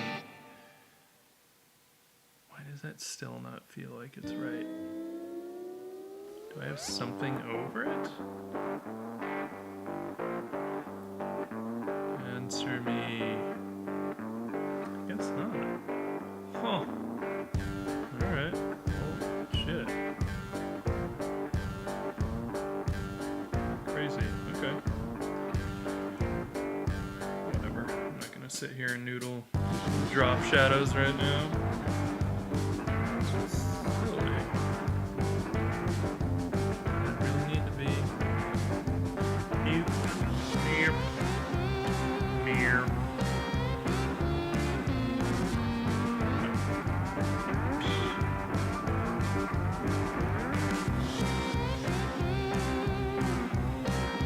Plus, I gotta remember, the car is gonna have some little glowing bits that might cast a little bit of light.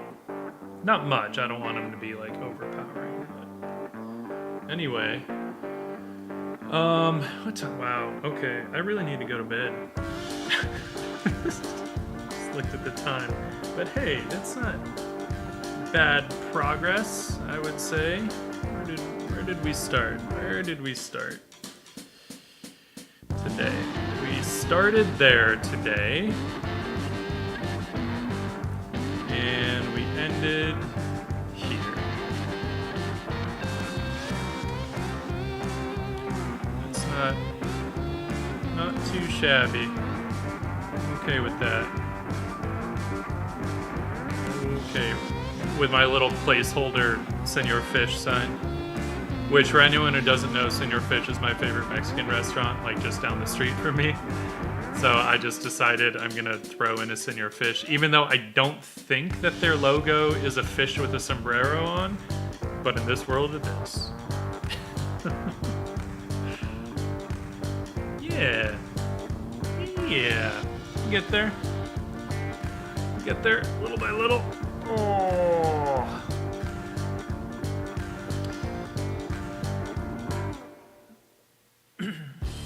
Thanks.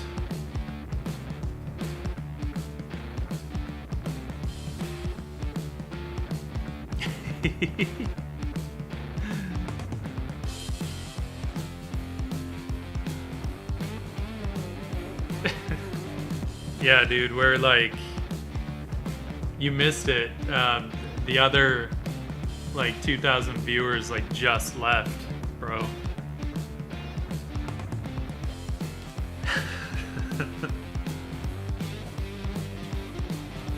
Oh, hey, Moonshadows. Did you just pop in? Have you been here? Did I miss? Did I miss out? Did I miss you? I missed you. I didn't realize you were here. Sorry, man. Hello. How are you doing? You're the one who said there should be a squish or a pop sound. So, Moonshadows, when I look at the restream chat, your name is like this dark blue that's the same value as the background, so I can barely read your name. But then if I look in the Twitch chat, your name is nice and clear. And I was looking at the restream chat, so I didn't see your name there. My bad.